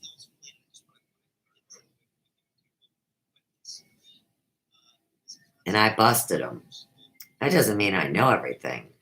That just means that this has been going on my whole life. And then I come online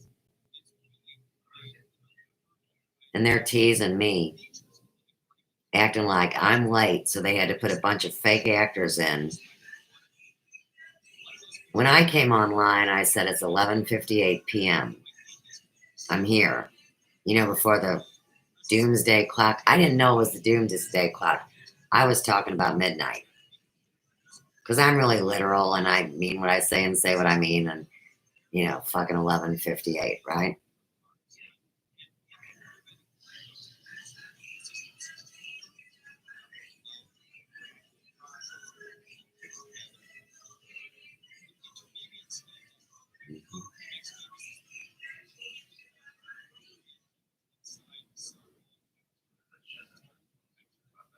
I think we're going to find out that the results of our behaviors and actions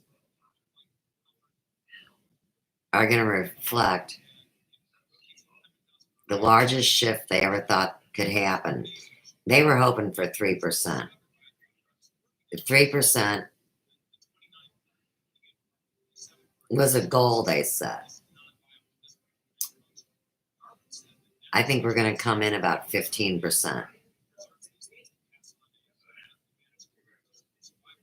I think it has a lot to do with our bloodlines and our soul families. People that vibrate the same are a soul family, a soul group. What are they talking about? Darwin's doubt. So surely Channer's gone, right? That was a quick show he had. And see, that's what I needed to do, is I needed to come and do spiritual battle with him. And that's how this started out.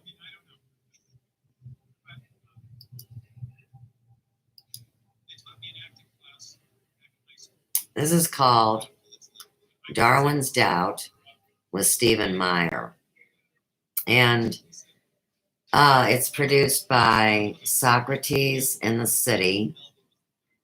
It was uploaded January 7th, 2014. And let me read to you what it's all about. It's under the category of education. It says Darwin, the scientific method, Danny DeVito, and Cher all managed to find a place in this mind-boggling and entertaining conversation between Eric Metaxas and Stephen Meyer at the Union League Club in New York City, September 12th, 2013. Now, in 2013 was told to me like this, that there was a lot of people, dude, there was a lot of people that lost themselves after the 2012 thing, and that there were a lot of people exterminated in 2013.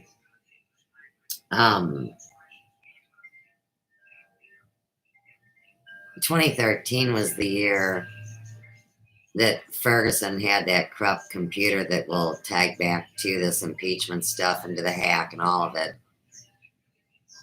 And that was 2013. And then I came online in 2014. So this video is an hour 25, 47. And don't ever believe that it is a coincidence what they kick up after the monkey left. So that's how that code works. Now let me hit Channer's name. It was 34 minutes ago that he quit crying.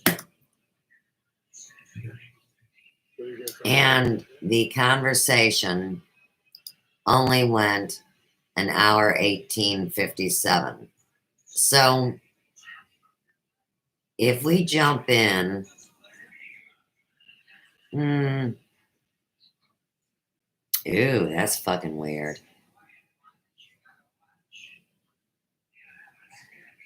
Okay, we definitely got something weird going on. Hang on. You guys know how videos work.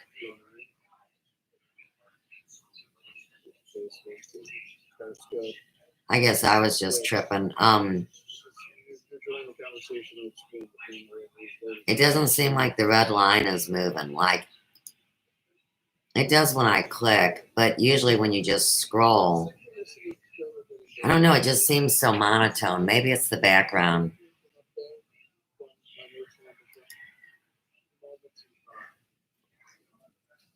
We're at 20:38. 20 minutes Are in. alive with possibility and the possibility of outgrowing into different alternative realities. Think of a simple time travel movie like Back to the Future, The Terminator, right? Alternative timelines come to exist. You know what I mean? Or these movies that were, sometimes made like that are popular, like Sliding Doors, or you know what? I think it's childish to always use movies and then build your false story around it. But I like movies too. I talk a lot about them. Read it, and certainly the time that I reread it before rereading Philip K. Dick's Ubik, I said to myself, these fucking guys at Marvel are like quantum physicists. That's a genius way to describe, and the detail-rich environments and descriptions of abilities that you get in Marvel Comics as a DC universe.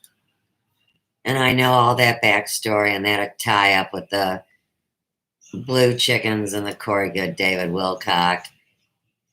Right? Crap. To certain people's points on Twitter, there's an absolute incentive for me to want him to stay around forever. Right? All right, hang on. I got to catch stuff.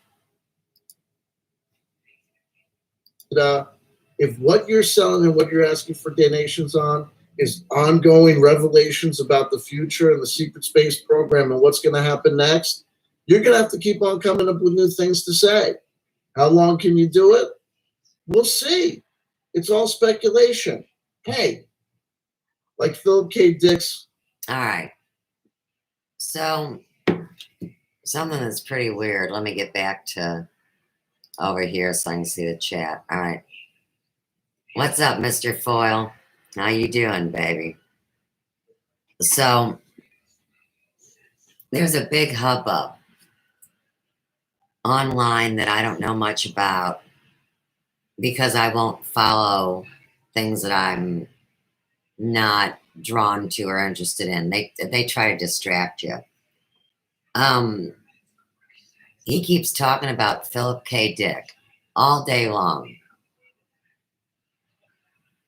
Allegedly, they had his wife on an interview.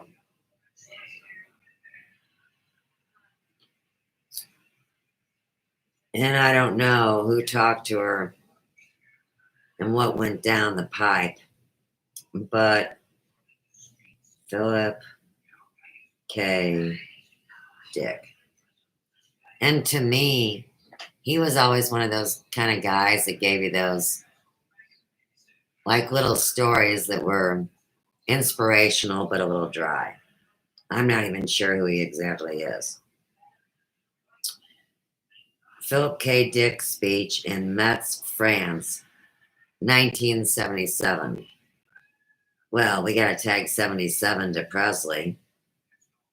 Philip K. Dick Festival. This is why he matters. We're going to probably watch this one. It's a 6-minute video.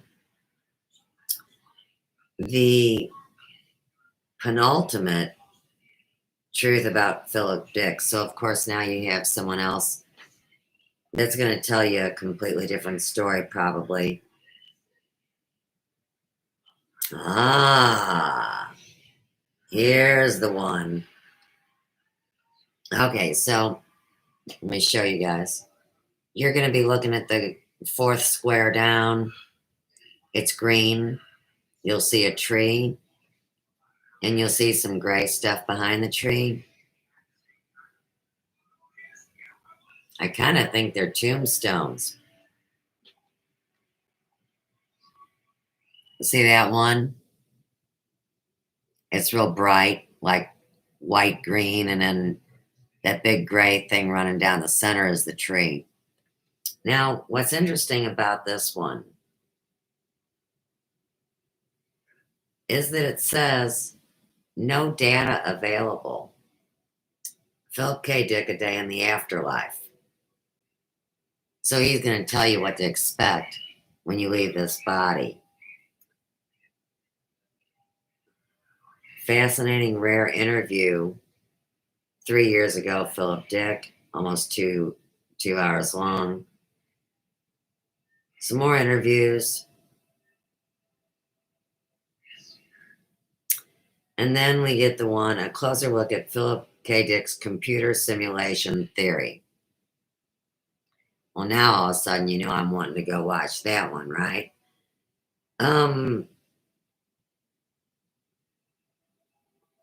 We've got something with, I guess somebody playing him on a recreation, and it went from Sean Penn to a cartoon-looking dude. We got that one. White, orange, green. Philip K. Dick short stories. Now, see, I think that that's what I was talking about, dry, but interesting, like important short snippets.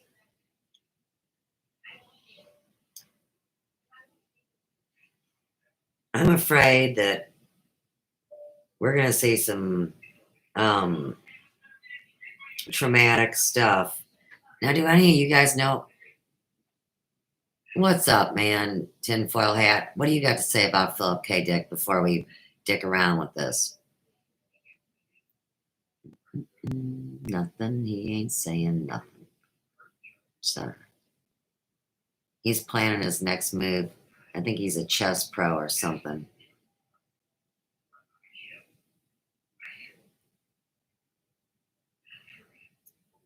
Bingo, Amy. That'd make really good sense, wouldn't it? Be safe getting the kids.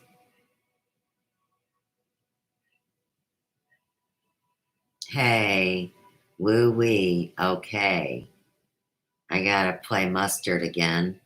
I appreciate your extraordinary patience. Well, you know it doesn't start till you roll in. I hope you're in a good spirits tonight. Carry on and hey, everybody. Good.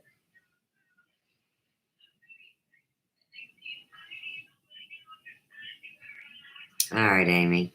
Do you know anything about Philip K. Dick? You want to learn anything about him? It might apply. We might learn something, but I don't want to do it if, you know, it's not interesting. What I was going to do. Okay, so on my Facebook, everything that happened a year ago was the war with Channer. And so what I did was I saved it on my page. All I want's my pages. Is Sophia's Emporium with Suze Pratt.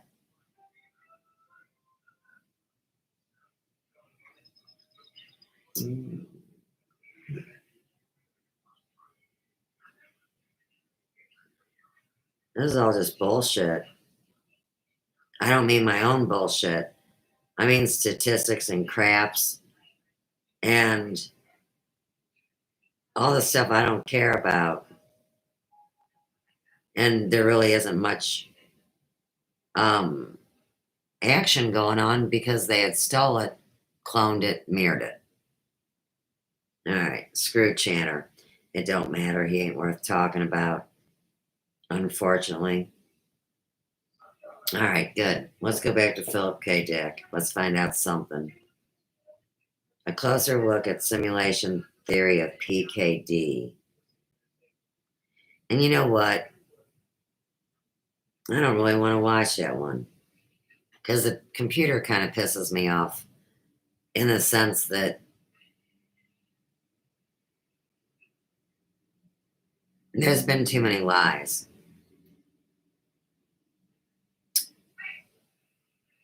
Philip K. Dick, A Day in the Afterlife.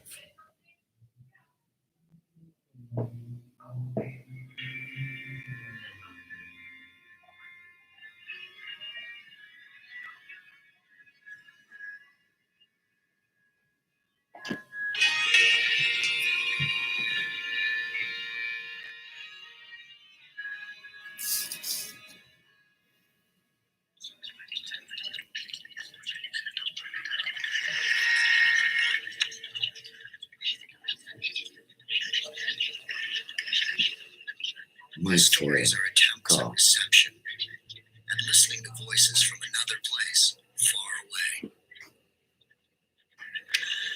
They only come out at night when the background din and gabble of our world have faded out. I'm gonna get my tea, Amy. Vaguely, I hear voices from another star.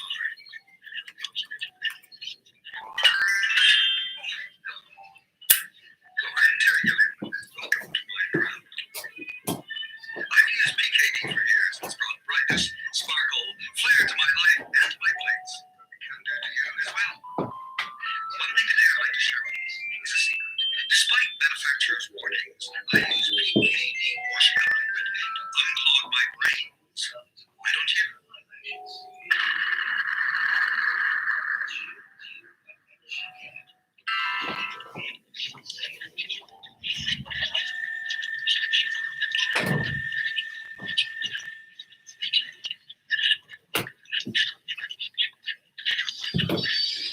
Well, the police once told me that I was a crusader and that they had no use for crusaders. But unfortunately, they didn't tell me what I was crusading for. I was afraid to ask what it was I was a crusader for. And they told me that if I did not get out of the county, I would be shot in the back or worse some night. It may have had something to do with my writing. It may have had something to do with my lifestyle, or a combination of both. But I was too afraid of the police to ask what it was I was doing.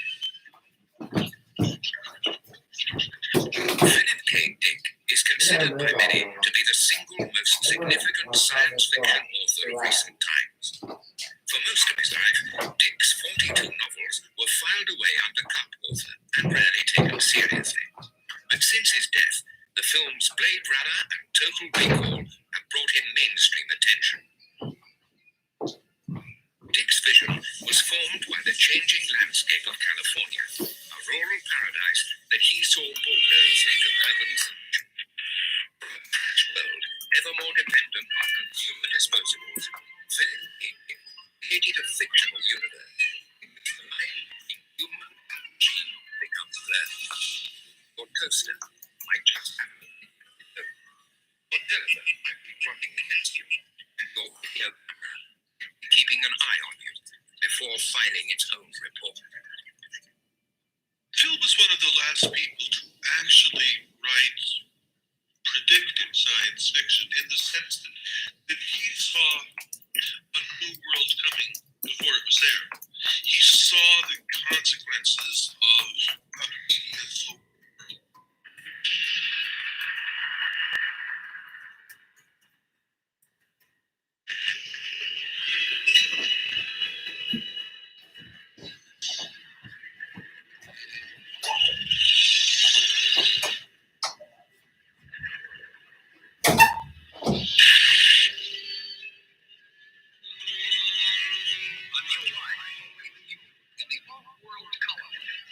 The chance to begin again in a golden land of opportunity and adventure. He's one of the few writers who has the satisfaction of having got it right in a complicated way. The one book about the everybody's down in bunkers and they're having a false war broadcast down to them, and actually there's no war going on at all. It's just a media event. Everybody felt that way during, like the Korean War and Vietnam. In some ways, it's just a media event, and people got excited about it. But, you became a connoisseur of the footage, and Phil knew that. And his heroes in the book are the people who are perpetrating the fraud.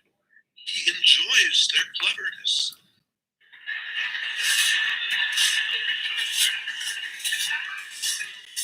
There's no culture in California, only trash. You seem attracted to trash as if the clue lies there. One must work with trash, pit it against itself.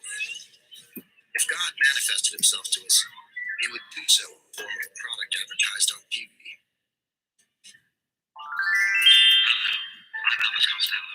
Tell you about this PKD collection, featuring such classics as Lies, The Man in the High Castle, Your Pick. Who can forget the immortal, the man whose teeth were all exactly alike, and of course, Do Androids Dream? You fucking say teeth and androids. Thank God. This toll-free number.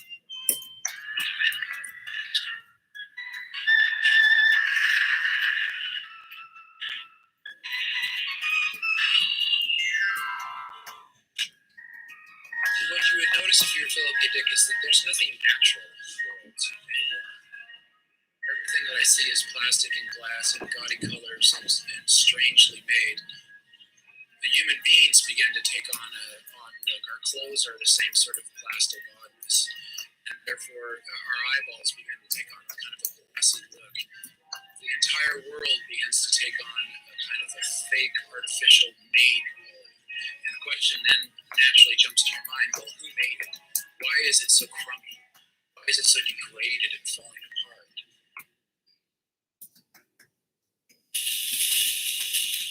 Life in California was a commercial for itself, endlessly replayed. Nothing changed. It just spread further and further in the form of neon ooze. How the land became plastic, you thought, remembering the fairy tale, How the Sea Became Salt.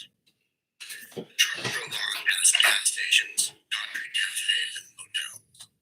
Nothing is so alien, weak, and unfriendly. Strip of gas stations, hot gas stations, in their own city.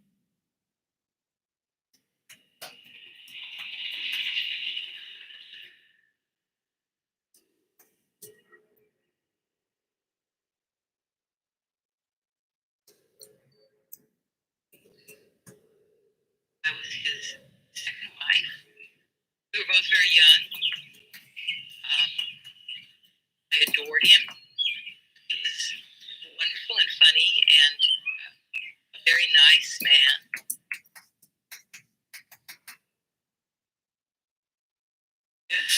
Is 1126 Francisco Street. Philip and I lived from 1950 to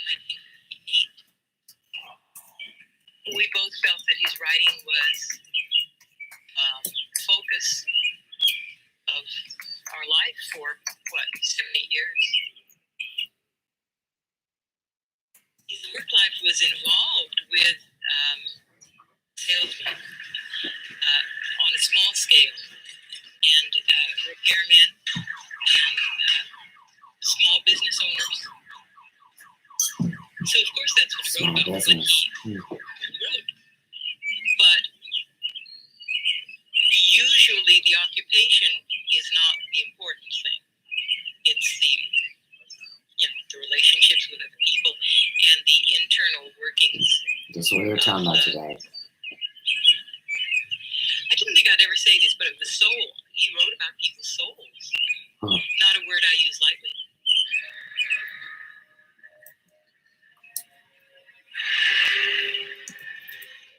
I'm not so sure about universes are such fine places, but I do hope the people in them are fine people.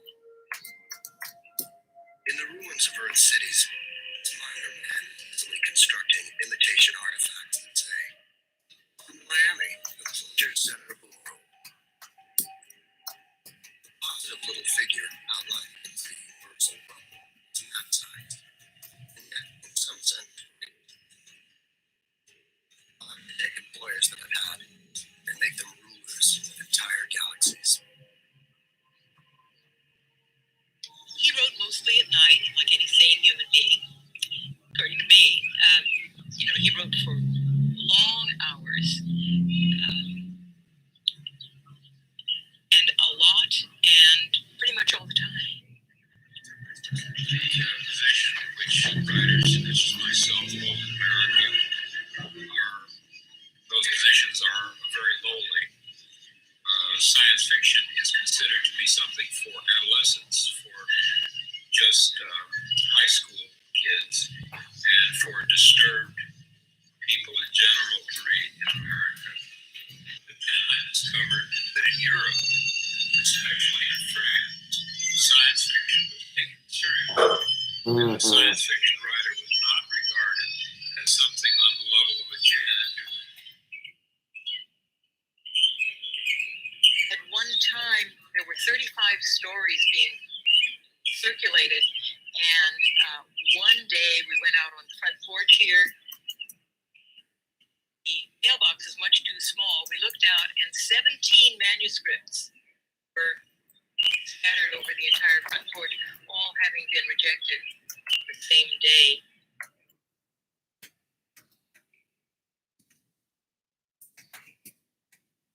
I find it very hard to understand why it is that the name of Philip K. Dick is not more greatly respected, venerated, why he's not on a par with such dystopianists as Aldous Huxley, let's say,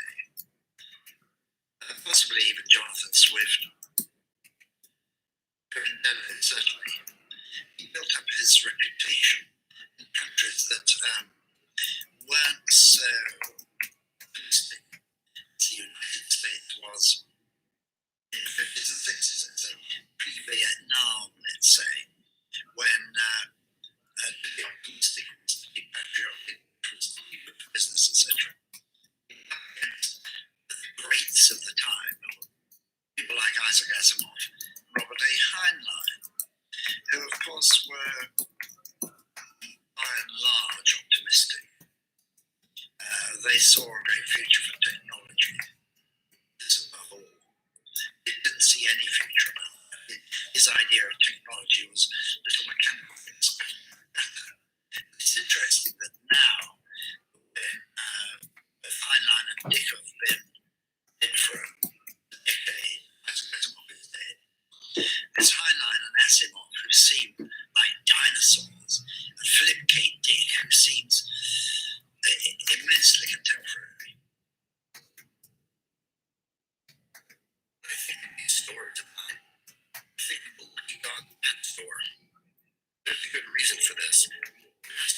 lives of most freelance writers. It's called poverty. It's kind of weird how I just started working here even knowing about it.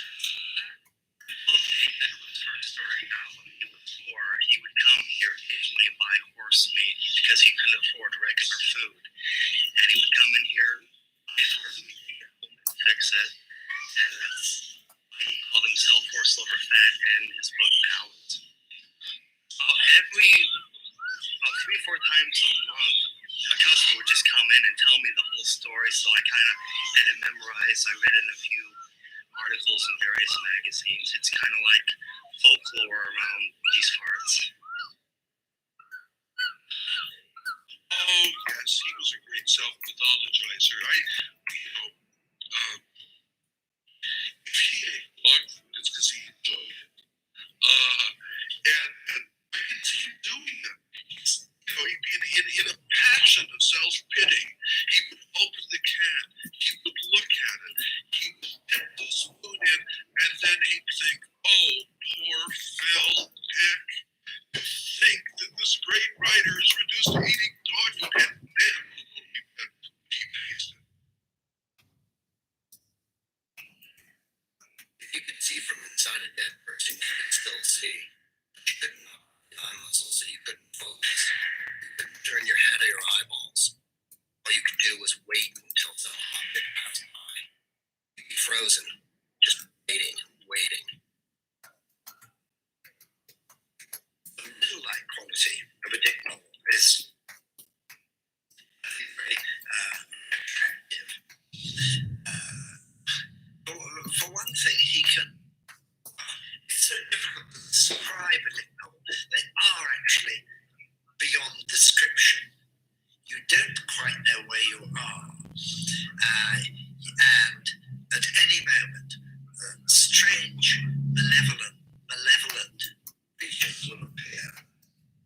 It may be actual or may be part of an alternative world in which the other characters do not know the actors.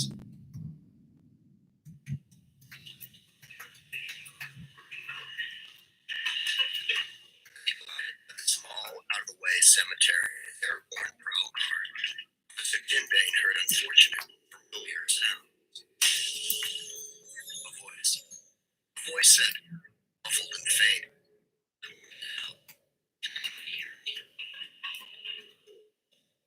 came from beneath the grass.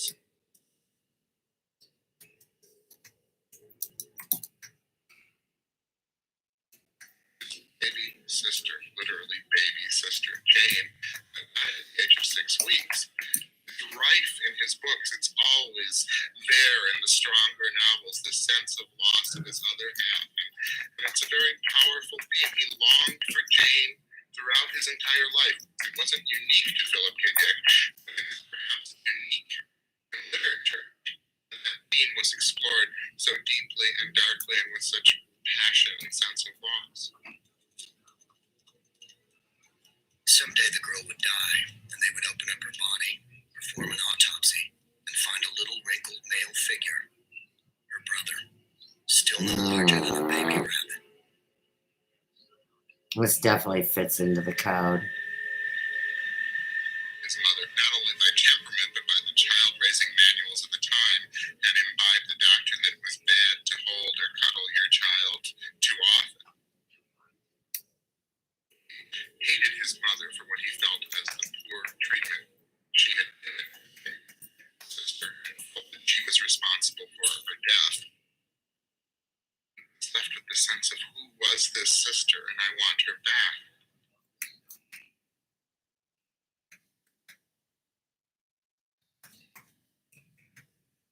I didn't say no words. Only the good things that come in your mind. Your mother. Your mother.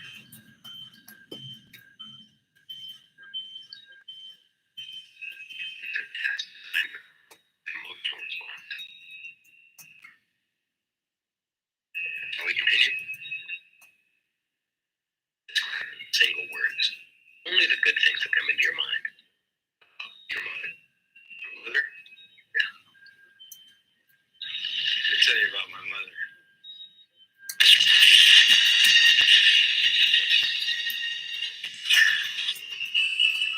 In some ways, he was more pathologic than almost any patient I had met, as far as having glaring problems on one level.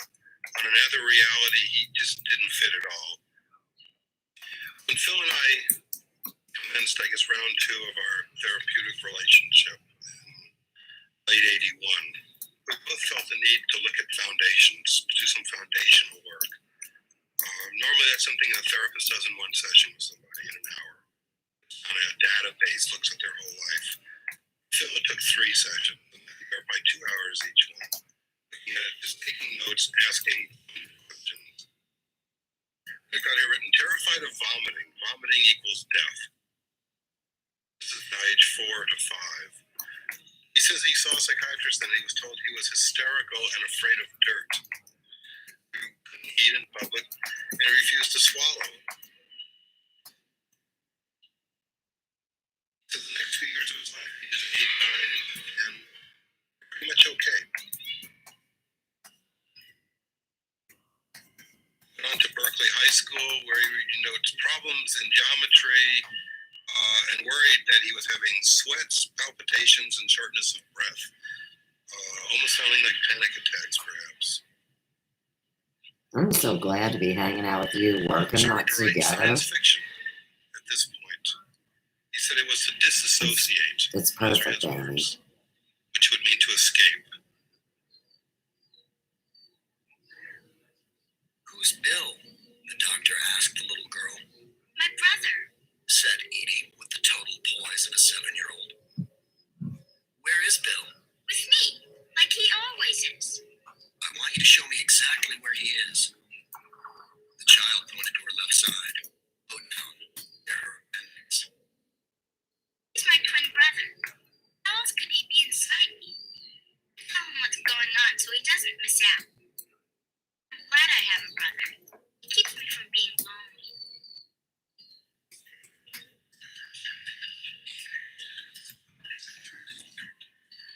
He has this notion of the afterlife in many of his novels.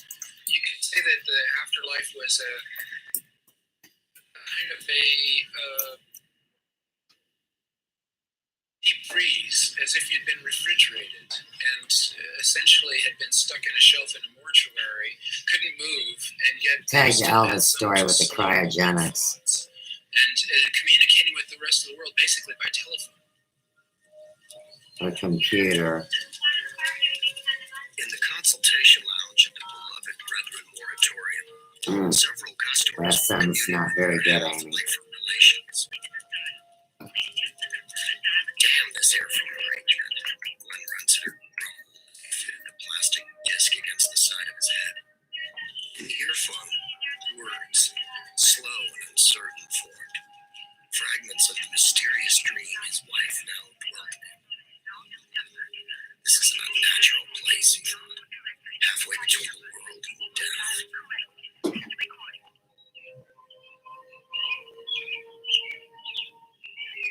Phil's favorite thing was that things are seldom what they seem.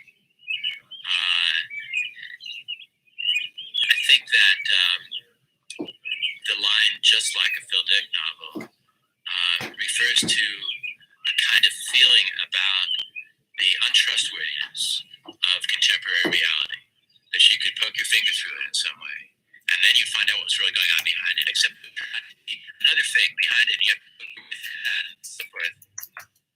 I remember Phil saying, I want to think through what's only apparently real and get at what is really real. That was his heroic idea. I consider the universe to be a clever fake, with streets and houses and shops and cars and people standing in the center of a stage, surrounded by props, by furniture to sit on, kitchens to cook in, cars to drive, food to fix. And then behind the props, the flat painted And scenery, you should have heard his wackadoo messages today, girl. painted people, painted streets, everything not real. It's all good. It's just, Only a series of tapes. it is confirmation of everything we talk about on all these different Once you've opened your levels of mind to the notion of existence. fake, you're ready to think yourself into another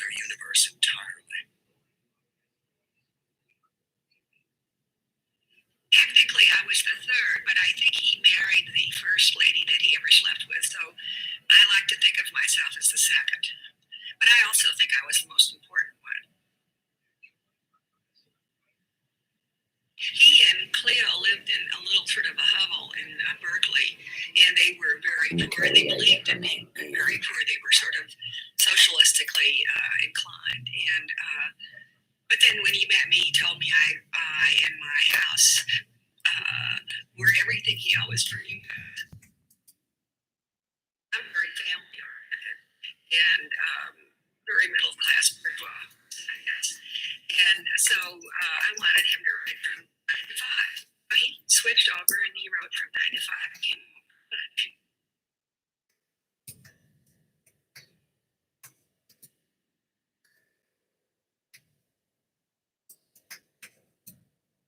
Mars is a science fiction landscape of tremendous importance, and for Dick, it was the perfect blank slate.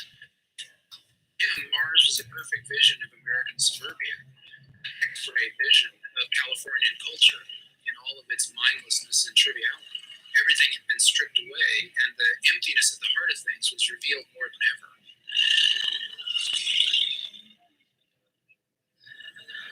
Norm Shine walked down the length of garden between the rows of jagged leaves. Insecticides from Earth simply had not done the job here at Chickenpox Prospects. Mm. The native There you nests go. have been waiting 10,000 years, biding their time. Someone here can count its crops. Exhausted. Maybe each colonist started out this way, agony of effort, and then the torpor, the hopelessness. Later on, he rented a little place that you could see dirt in the backs of the floor to ride him. And he liked that better than staying around his house.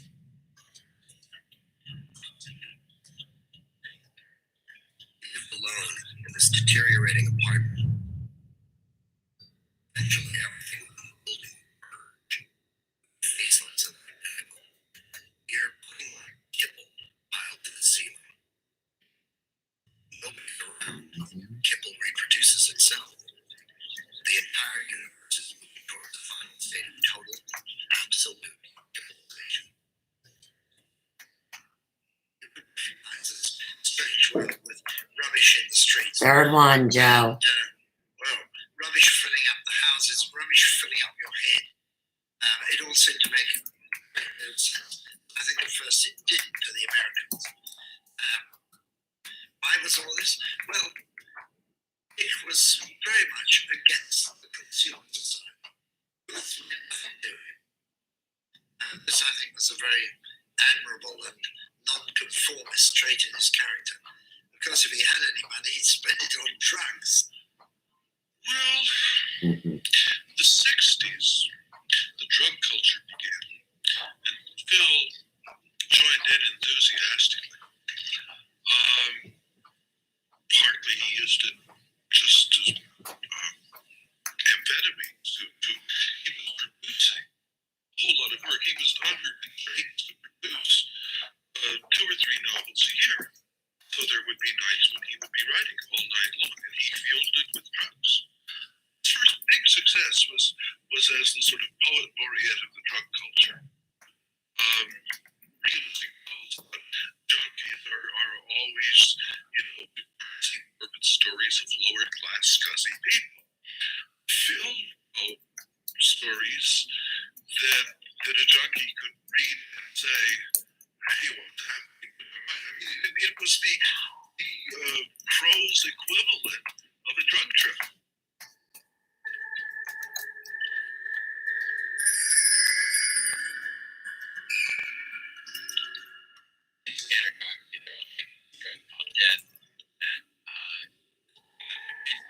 They say drip or death. Wait. We're moving fast. We're 37 minutes in. Hang on. Earlier on, prior to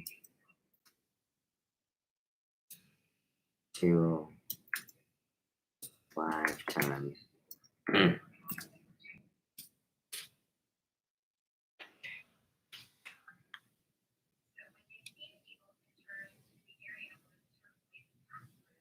Mm-hmm. Let me back this up. He said a couple things. He was talking about a new drug, and I don't know if he said drip.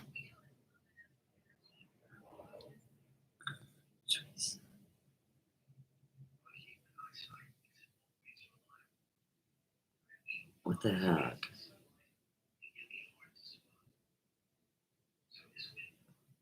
We're going back to 2622. We'll find it.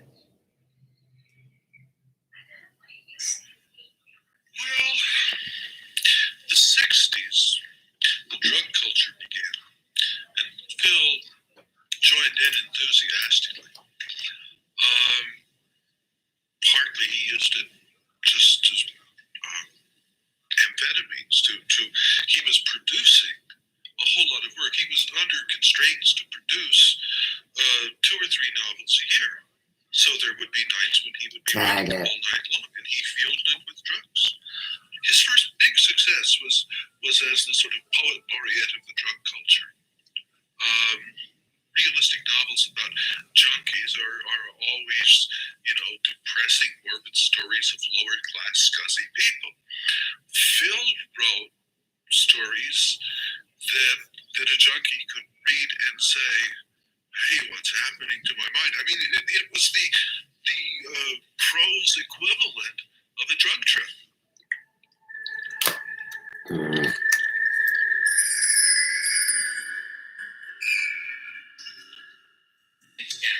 They're all taking this drug Yeah. that's burning out their brains, but since it's burning out your brain, you can't think straight about what's happening to you. It truly captures a poignance of people in our moment in history systematically, slowly destroying themselves in the name of having fun and not being able to figure out what's happening to them and why everything's falling apart the way it is. And there's our modern play.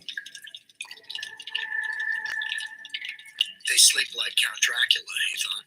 Junkies do. Staring straight up until all of a sudden they sit up like a machine, crank from position A to position B. It must be day, the junkie says. Or anyhow, the tape in his head says. Every junkie is recording. It must be day. It must be. There's a character in there that starts coming apart. So this is a character who is officer who ends up investigating himself. He finds himself discovering the man is guilty. He had committed. He's dealing with his own Tagger sense talked of last guilt night. and his own inability to recognize himself. And it's schizophrenia at its best. And it's funny. I didn't spell Renaissance right. Yeah. There's the ashen, obsessive, endlessly working Calvinist. Okay. There's the other. So we're at 29:15. We heard him say the drip, and it's called death. And how the way that it was perceived is that these junkies were like in a continual state of awakeness, staring up, waiting to pass out, and then they just ebb off. So,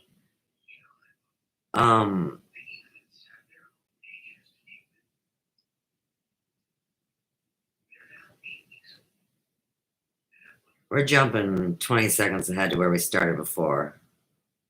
And what I wrote down, because there was a lot that happened, I wrote down they were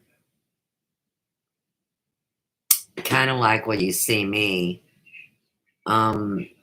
Even though I don't act like a speed freak, I am excessive in the amount of education I'm trying to get out there. So it was to speed up the process, and this guy was writing 2 to 3 novels a year. I'm telling you, whoever I call Adam, who's a part of the Elvi, and works with a group that they have been making these movies that is all of the footage that they've been collecting, and each person is given their own testimony, and then the Akashic record is processing the data. It's still pretty fucked up, but it's code that the name of the drug is death. It's a drip, and it basically burns out your brain. So right now we're talking about this mind virus and the idea that whatever you think is making people sick is like, they get the fever, they get the rashes, and what true autoimmune disorders or diseases are is that the body is eating its own self alive. Okay. Yeah, it's pretty deep. I'm digging it. We're learning what's going on with the pulse of media, which isn't manufactured. It's actually proven through looking at a year ago and reading code, busting ding dong, and then us taking off our own way because he has nothing to offer. There's nothing to follow. I do it more to document the journey, show the art form, and to buffer the poison that he's trying to put out there. Okay. So here we go again. Let's do it. He was under constraints to produce 2 or 3 novels a year. So there would be nights when he would be writing all night long, and he fueled it with drugs. His first big success was as the sort of poet laureate of the drug culture. Realistic novels about junkies are always, depressing, morbid stories of lower class, scuzzy people. Phil wrote stories that a junkie could read and say, hey, what's happening to my mind? I mean, it was the prose equivalent of a drug trip.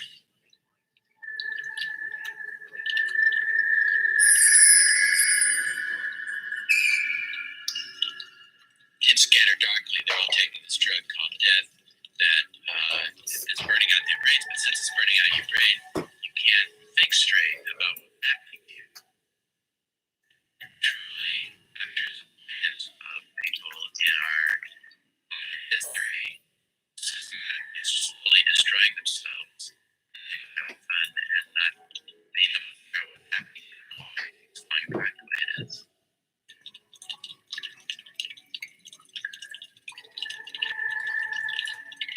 They sleep like Count Dracula, he thought. Junkies do. Staring straight up until all of a sudden they sit up like a machine, crank from position A to position B. It must be A, the junkie says. Or any update in your head says. Every junkie.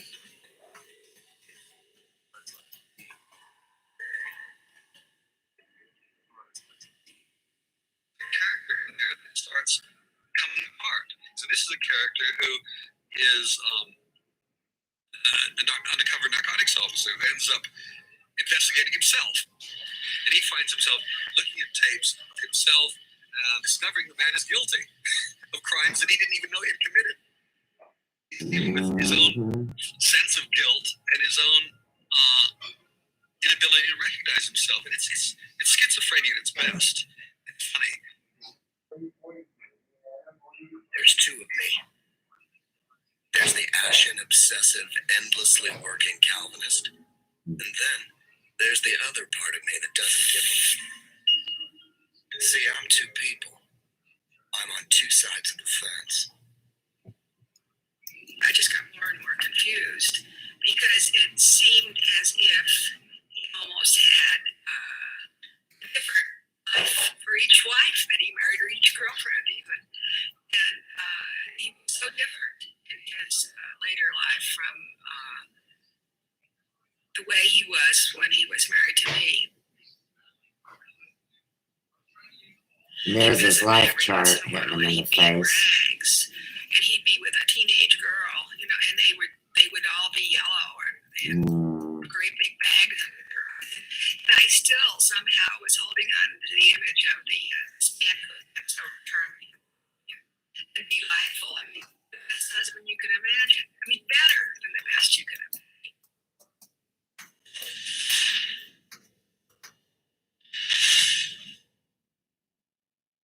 Nancy enters the picture. She had just been discharged from a mental hospital. She was scared, brittle, 21, and also diagnosed schizophrenic.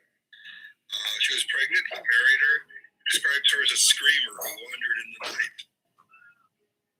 I think part of what was attractive to him was the idea that he would take care of her, that she really needed him. And of course, as I think so often happens in these situations, she ended up taking care of him just as much, if not more so. And Do Androids Dream of Electric Sheep, which became the movie Blade Runner, I would buy that. in 1966, pretty much just after they'd gotten married, although they'd been together for a little while. And I think that in some ways he wrote the book for her because she cared so much about animals and, in Phil's thought, helpless living creatures and so forth, and that this kind of tenderness and human values, deeply moved him, and he wanted to get that across in the book somehow. Rachel said sadly, androids can't bear children. Is it a loss? No. I don't really know. I have no way to tell. How does it feel to have a child? How does it feel to be born, for that matter? We're not born. We don't grow up. Instead of dying from illness or old age, we wear out like ants.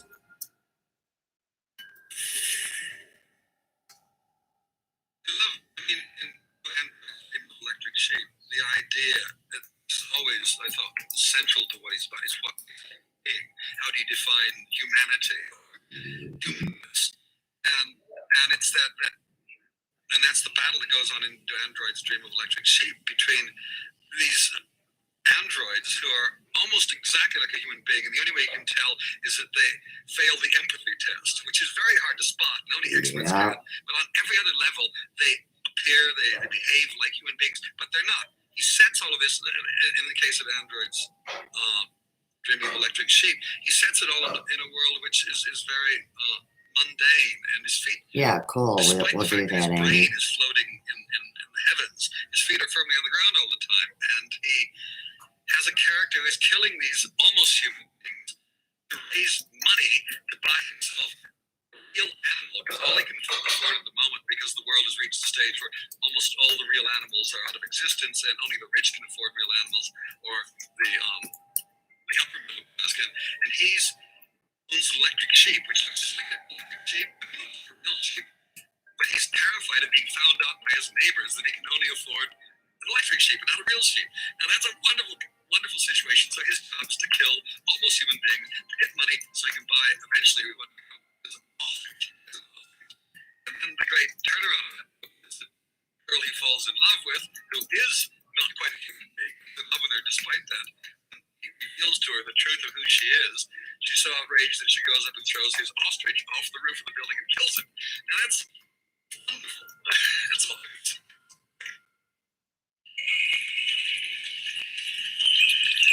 In exploring the theme of what is human, Philip K. Dick could be bitter about what was not human.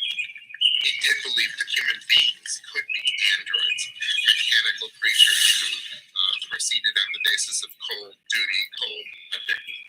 There's a marvelous story called Human Is, in which an alien life form takes over a human husband and is a much kinder and better husband and wife than the original human being was. In the end, the alien has taken over her horrible husband. Uniquely in Philip K. Dick's literary existence, there was one question he posed in which he found a consistent answer that satisfied him. And that is, human means kindness. It means empathy.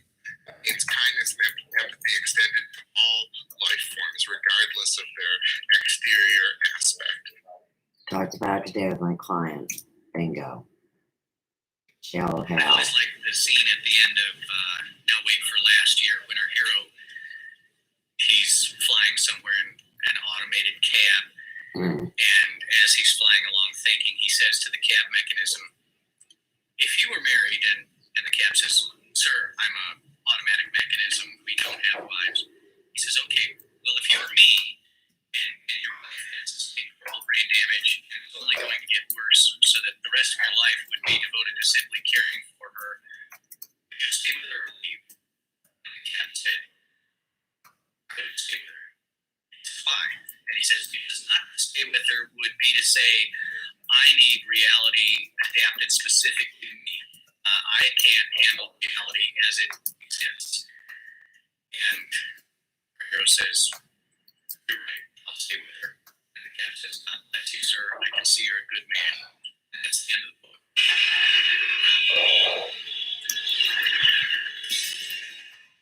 It's the Phil in the summer of 1970. Didn't do any more writing, particularly novel writing, for about 2 years, 2.5 years, which is a very long time for him.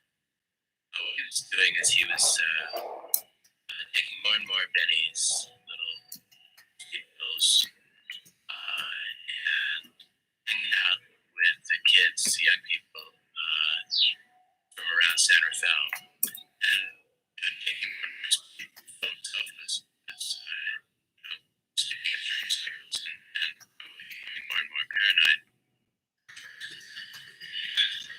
What you mean by paranoid? If you mean a psychotic conviction and you're being persecuted, which is not in accord with reality, I don't think I had that. But boy, I sure thought the cops were watching everything I did. And I was correct. I was sent off by the underground. My house was being watched, and that eventually my house would be in, my files would be open, my paper would be taken, and so it would pass. As I said, the Rolling Stone article on me, when I came home and found my house consisting of nothing but rubble, ruins, chaos, broken windows, smashed doorknobs, blown open phones, I said, thank God I'm not crazy. My real enemies. It's a tremendous relief to discover that somebody really is after me. Is this better in 1972, but it's never going to happen. You know how maybe it was the local far right wing militiamen who broke into his house, but maybe it was the FBI, or maybe it was the Black Panthers and so forth. Every time that Phil would describe a theory, would get into a particular possible explanation of what happened to him, that became the truth. He was telling it, and he could give you all the reasons why that was so, and you would be completely convinced that that's what must have happened. And then he'd say, well, on the other hand, He said it was the government. There was no doubt that it was the government. But what they were looking for, I don't know. What they thought I was doing, I don't know. They don't even know if it was the government. Maybe it was the thugs next door. Maybe it was the FBI. Or even maybe it was horrible. He might have done it himself. Mental imbalance. He loved it. And he played with it.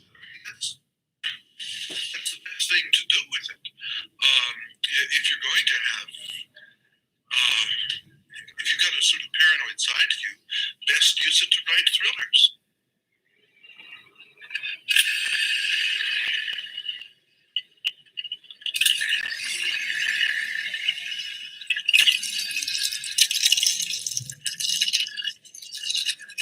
Objects are sinister, he thought, and sometimes seem to possess a will of their own. Suddenly, the towel wrapped itself around his wrist, yanking him against the wall. Rough cloth pressed over his nose and mouth. He fought wildly, pulling away. All at once, the towel let go. He fell to the floor in violent pain. He looked up at the towel rack. 3 towels all in a row, all exactly alike, all unmoving. Had he dreamed it? His belt clipped around the waist and tried to crush him. I remember one time my fear of the police was so great that whenever I saw a parked police car and I was driving along, I would ask my wife to stop our car and I would surrender to the police on the spot to whatever crime they wanted to accuse me of. And I merely took their advice. I left the United States and went to Canada for a while. Well, he had, at this point, gone off to Canada to be guest of honor at some convention, and when the convention was over, he just chose to stay because he really had nothing to go home to at that point. His place had been blown up. Various people had said they'd shoot him if they saw him again. And so he simply sort of jumped ship and stayed in Canada, and then tried to kill himself, checked into a heroin rehabilitation place, not because he was on heroin, but just because he wanted to be somewhere where they'd keep an eye on him. And eventually he moved down here and expecting sort of a raggedy fugitive, which in fact is how he looked at the airport. He was smiling and real cheerful, but his coat was too small for him now because he'd been doing all kinds of exercise at the heroin place, and his suitcase was tied shut with an extension wire, and he was carrying a Jehovah's Witness Bible, he said, to mollify the customs people. And he was real desperate, real end of the rope smile. And wow, this guy, it's science fiction writer, doesn't look like such a prosperous job to me.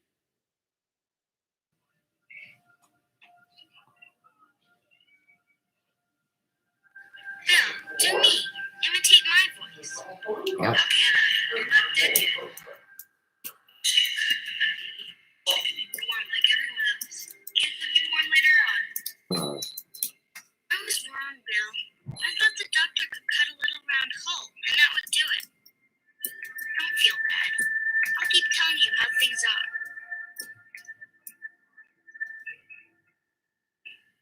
And Matt, I was 18 and he was 42. When we got married, he had turned 43, but I wasn't 19 yet. Almost. I didn't like to stay in. Sometimes Bill couldn't go out. He suffered from agoraphobia and wasn't really well understood at the time. So he would tell people he had the flu all the time. That damn flu. What it really meant was he couldn't leave the house. He was terrified. And if he forced himself to go out, let's say to go down one block and drop a letter in the mailbox, sometimes he couldn't make it all the way down to the mailbox and he'd have to run back home. At one point, it got so bad that for 3 months he couldn't leave the bedroom. Really bad off. And then he'd go through short periods when he simply stayed in bed all the time. And nothing much happened except maybe a few visions. And he started hearing a female voice talking to him. In his dreams, he assumed it was somehow connected with the loss of his sister. Search kept me at home. I sat before the TV set in my living room. Sat, I waited, I watched, kept myself awake.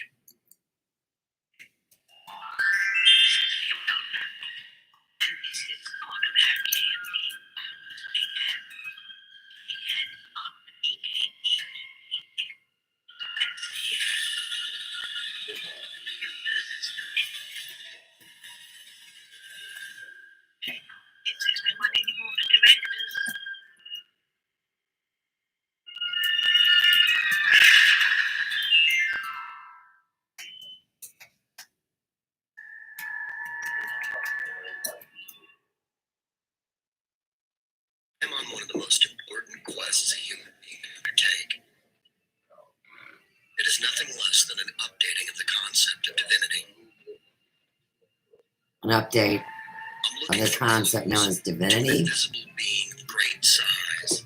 Wait a minute. Stopping it at 4444.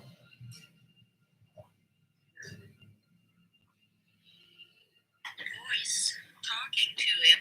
In his dreams, he assumed it was somehow connected with the loss of his sister.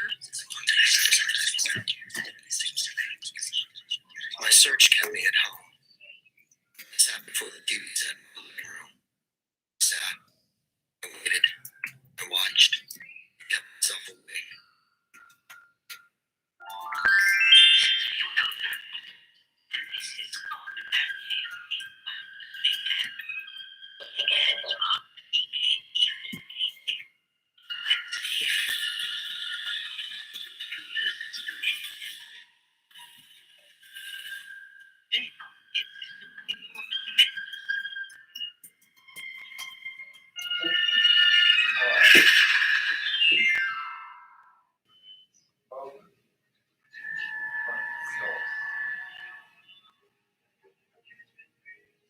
I am on one of the most important quests a human being can undertake. It is nothing less than an updating of the concept of divinity. I'm looking for clues to an invisible being of great size, whose outline is dim, but to Keep me, your panties on. Hang on. it hides itself and has the ability to delude. There's no reason to suppose that it mimics humans, Tag delude. inanimate objects. You don't even know dude's jumping in on you, Foiler. Phil was worried about spiritual matters. He was worried because I wasn't baptized. We can talk on the phone. We can schedule that. So I went to a Baptist church and got Topic to of that conversation. but that still left our son. We can schedule it His tonight first before we favorite get meal off the for phone. lunch was a hot dog and Ovaltine. Phil put the hot dog aside because meat wouldn't be appropriate for a baptism. Dipped his finger in the Ovaltine and drew a cross on Chris's forehead with it. And then he gave him a bite of the hot dog bun and a drink of the Ovaltine. So it was Chris then had his baptism and first communion, and that kind of made him a member of the church and safe from demons. Mm.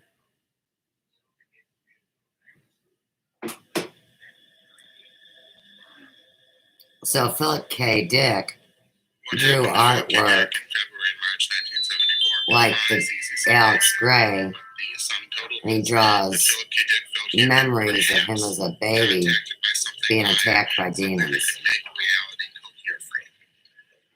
Damn, getting hot again. Vast, active, living intelligence system.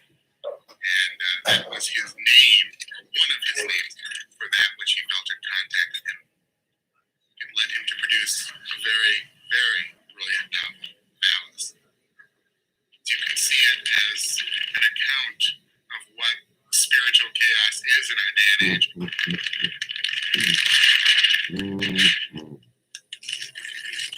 Horse lover Fat told us that God had fired a beam of pink light at him.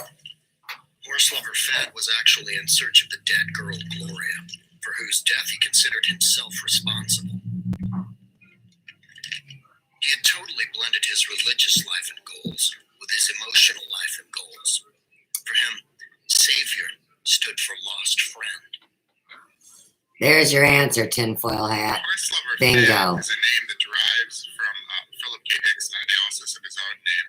Philip, apparently from the Greek lover of horses, and Dick, the German word for fat. You can find in Malice that the dialogues between horse lover Fat and Phil, the two aspects of himself, are a brilliant self-examination and a kind of satiric spoof of his own beliefs.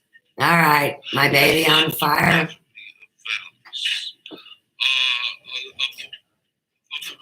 When your baby's on fire, that means you're missing the party. It doesn't have nothing to do with children. And some of the things are from Phil's the lies that he presents as his life. And he has a set of those, and he's very careful to obscure the difference. I mean, he wants to make this a riddle. I mean, it was as though he were writing, sort of private novels for himself, and so it's for connoisseurs of well, the word con artist has artist in it, and he was an artist at that sort of thing, and he knew it. Right, you got more heart than you want to imagine, huh? Dick's whole life was involved. Next thing you know, you'll be in the movie Bless the Beast and the Children, laying next to them daggum lions. Often in rather comedic form. There may be a guy out there in a satellite who's controlling your brain. Fuck. He talks about God in a spray can. And see, you can't hate genius when it presents itself. Not if you're really a human versus being an android or a clown. Interchangeable. For Dick, everything, of course, was interchangeable. In the end, of course, well, you have to face the fact. Yeah. Like many a good man, and then what's even wilder, of course, is that it was suggested to you at the life charting that if you have that kind of a talent, that you don't need pictures. Tag it. The marvelously sane Dick who saw the bend coming, perhaps, and wrote about that. That's much more interesting. So religion got him in the end, and so did all those drugs.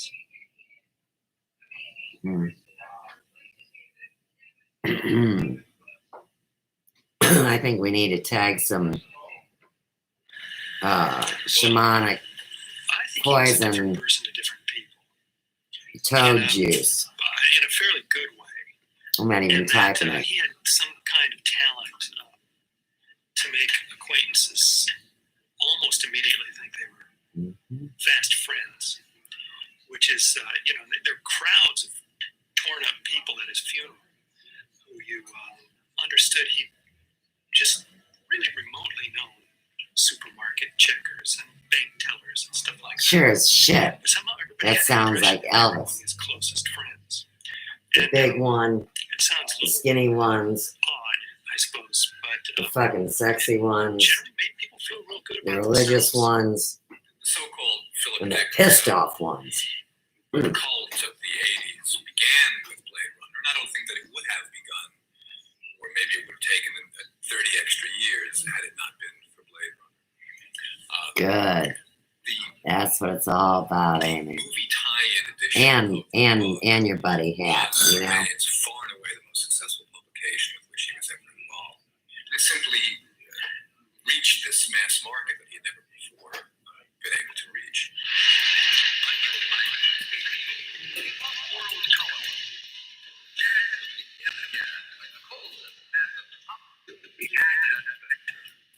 Advertise for killer. That was my profession.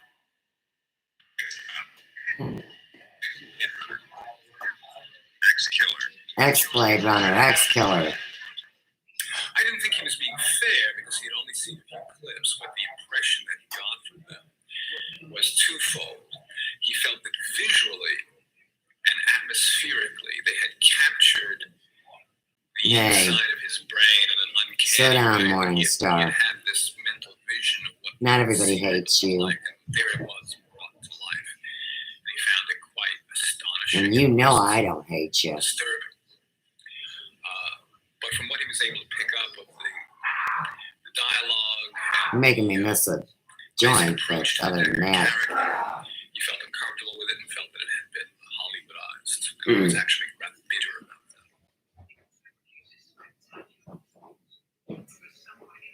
3 minutes. Philip K. Dick I'm coming in 3 minutes. with a hunger to understand what reality was, what it ultimately all meant. And that is a very unfamiliar hunger in this century, where metaphysical questions tend to be treated Hunger of a as lion, science too. questions. What Philip K. Dick did as a science fiction writer What's up with that was big to orb expand on his the bounds of the genre image to there? include the most profound and brilliant metaphysical ideas that have ever been examined, I would say, in science fiction. Oh, I At the can't same tap on it time, to there. retain what Duh. is great and marvelous about the genre itself, which is the excitement, the sense of alien invasion, the sense of talking apparati that interact with human beings, the sense of daily confusing life in some imagined future that resembles our own. Man, He merged the two, and he turned them into novels, the like of which we've never seen before.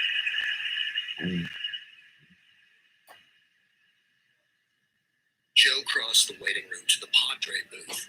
Seated inside, he put a dime into the slot and dialed at random. The marker came to rest at Zen. Tell me your torments, the Padre said.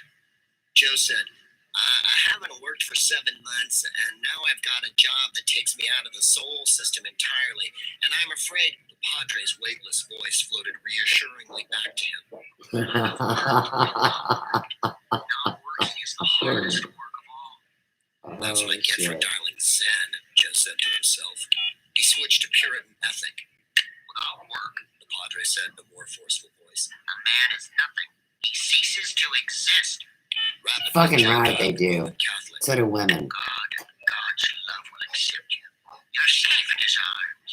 He will never. Joe dialed Allah. Kill your foe, the Padre said. Joe dialed Judaism. A bowl of fat soup, the Padre began soothingly, but then. I'm sorry, Mr. Fahrenheit, but your credit has expired. Please replace the receiver.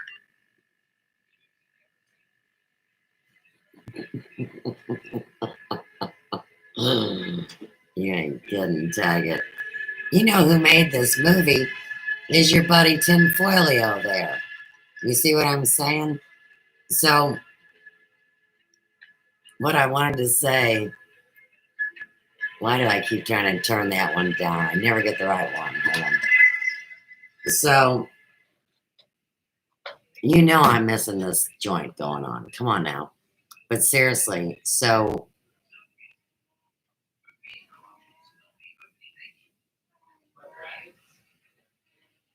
man, it was something specific the tinfoil hatter said. And all I hear is some cat moaning from outside. I'm losing my focus. All right. So, like I was talking about, these entities, and remember, God has 4 faces. The way I described it before would be like that paternal, taking care of you kind of God, that brotherly love kind of God, which has nothing to do with, you know, being gay in any way. The bridegroom is the husband and lover. And then the psychotic one that just wants to pull your pigtails. You know what I mean? Just fuck shit up. So I think that as we are waking out of this awake dream, that these entities are all jumping in on this deal. Because in the end, they're part of us. They need us just like we need them.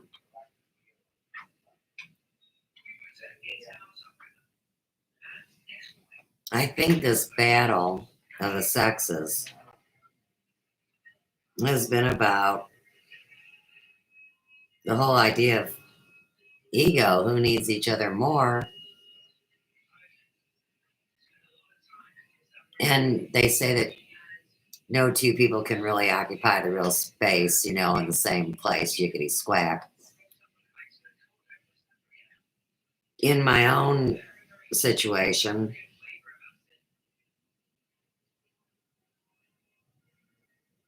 I know that I've gone farther than anybody has been able to go. And they picked me and they kind of lured me in. I can't be pissed if it doesn't create form or do it before I get murdered in the ghetto and I'm desolate or some shit. But I still have to believe that every interaction that we're having, especially with the male influence and the females, and everybody wants to interact on a deeper level. And you're right, it really doesn't have anything to do with you or me or Amy or anybody else, even our new friend that found the way, and it was fucking awesome. So we're gonna get off the phone, but I gotta get my appointment booked.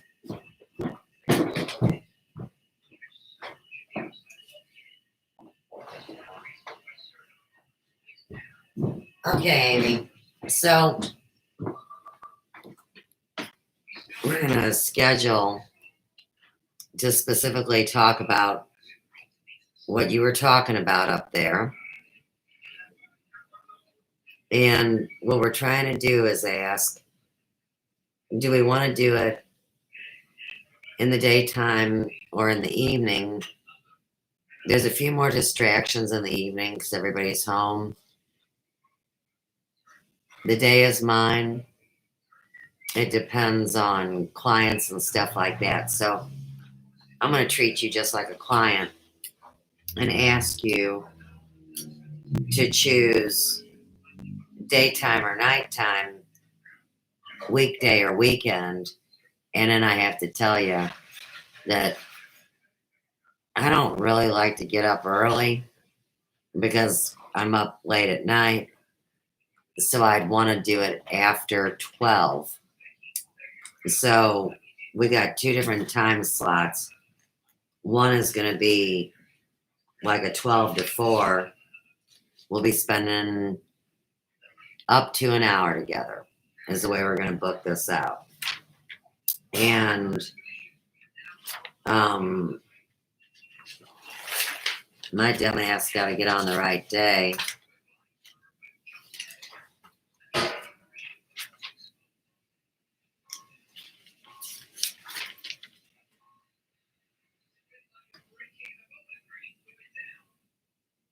So, today's the 20th. I've got somebody tomorrow morning at 11.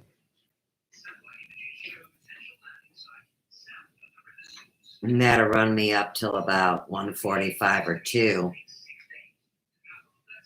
There would be availability daytime on Thursday, not nighttime on Thursday, because there's another client. Friday could be either. So could Saturday or Sunday. So if we're in this week, that would be the schedule. And then if we go into next week, and remember, and this always fucks me up every time, is that daggum Memorial Day is on the 25th. I always think it's like some other time. I've got a mental block in my head from the trauma that happened in 2012 when my daughter and her, dude, GD'd us to hell and told us we'd never see them or the kids again. And then some people say that the world, nothing life-changing happened in 2012 because they just thought we were going to blow up and time was going to end. And we were going to wind up in a boat going across the sky. Things really did happen, especially in my world. I can attest to. So I think that's why I don't even like holidays, but I'm just not really right with the end of May. In my head, date-wise, nothing else. So, yes, Suze, how about tomorrow, Thursday, for the 1 hour? What time is best for you? Okay. So on Thursday, what would be perfect for me would be from 2:15 to 3:15. Because, I always talk too much and my clients drive from far away and we spend time together. So I'm going to say if you call me at 2:15 that everything's cool. So I got it written down. Now, tin foiler.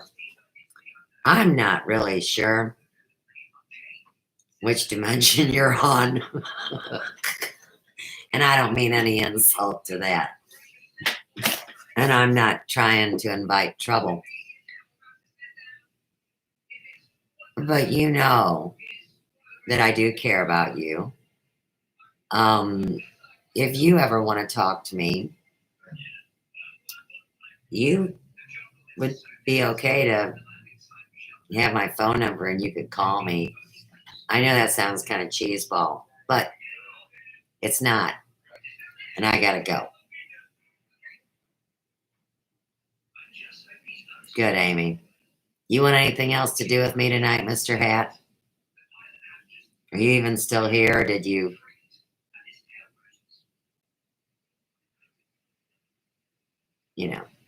They always say that the spirit world occupies the same space as we do, but it's 3 feet off the ground.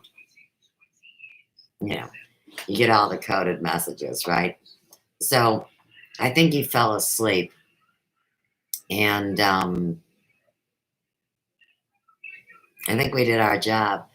I had a great time tonight, guys. And I really thank you for all participating and lending wisdom. Because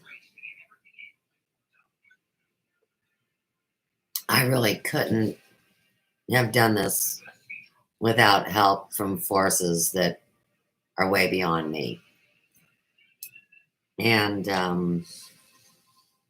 it's always good to focus on the positive, like Mr. Dix said.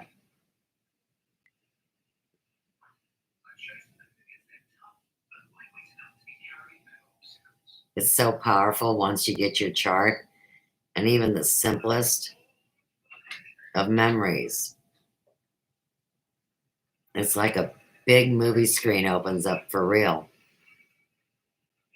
And even if it's just words, it really is cool. I think that you're going to be ready for that. So on the phone, I can't see you and you can't see me. And I'm going to want to show you visually all the life charting stuff. But we do want to keep our privacy. So it's not like we would do a live stream. I'm never sure if my phone works or not, this cell phone, because there's too many other entities in it.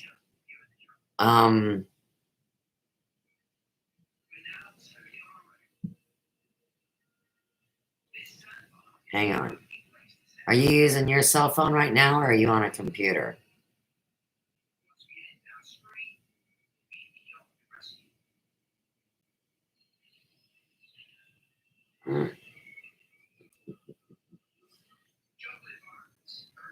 So, if I go to my dopey fucking phone, that's not the place to go.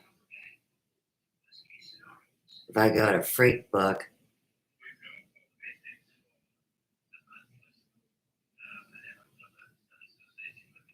I don't really think I need to. I don't know how to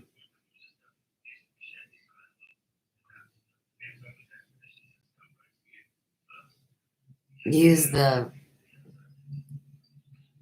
face phone. I mean, I've done it before, but I don't think I know it for sure. Why don't we just phone And I can describe and read different formats and how I was able to work. And then you're going to tell me about how comfortable you feel with your art. You know, whether it's scribbles or cartoons or, you know, whatever you want to do. So, okay, so you are using your cell phone. So, yeah, the number you used the other day, the 831-9074, that's the home. And that's the phone I like to talk on. That's my business number of over 30 years.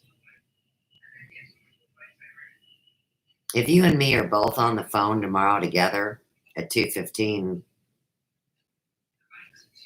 neither one of us would be using our cell phones. And maybe we could figure out if we can FaceTime too.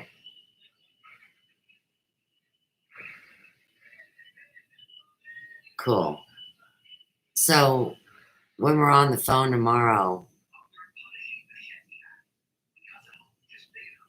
we'll see if I can find my FaceTime phone, I guess. And we can try it, but it doesn't need to be the most important thing. And from there, we'll know if we can do it. And we'll do our thing. Cool. Love you, girl. And like I said, Mr. Hat took off, but I left him the message here. And you know that bitch is listening to everything we say anyhow, because this is a spirit phone.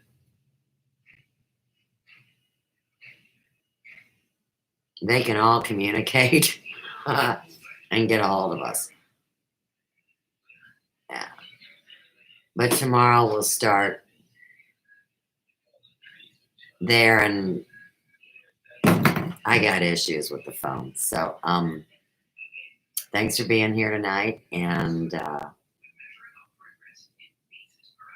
my hair load isn't too heavy this week, which propels me to want to come and be with you guys here online. So I'm gonna go, and I look forward to tomorrow, Amy, and everybody else that's hearing it in the past, present, or future. We're gonna get this all worked out where we can communicate, and we'll have our own security system, which is the truth. And, you know, we'll see. Okay. Good night, everybody. I'm going to go get right.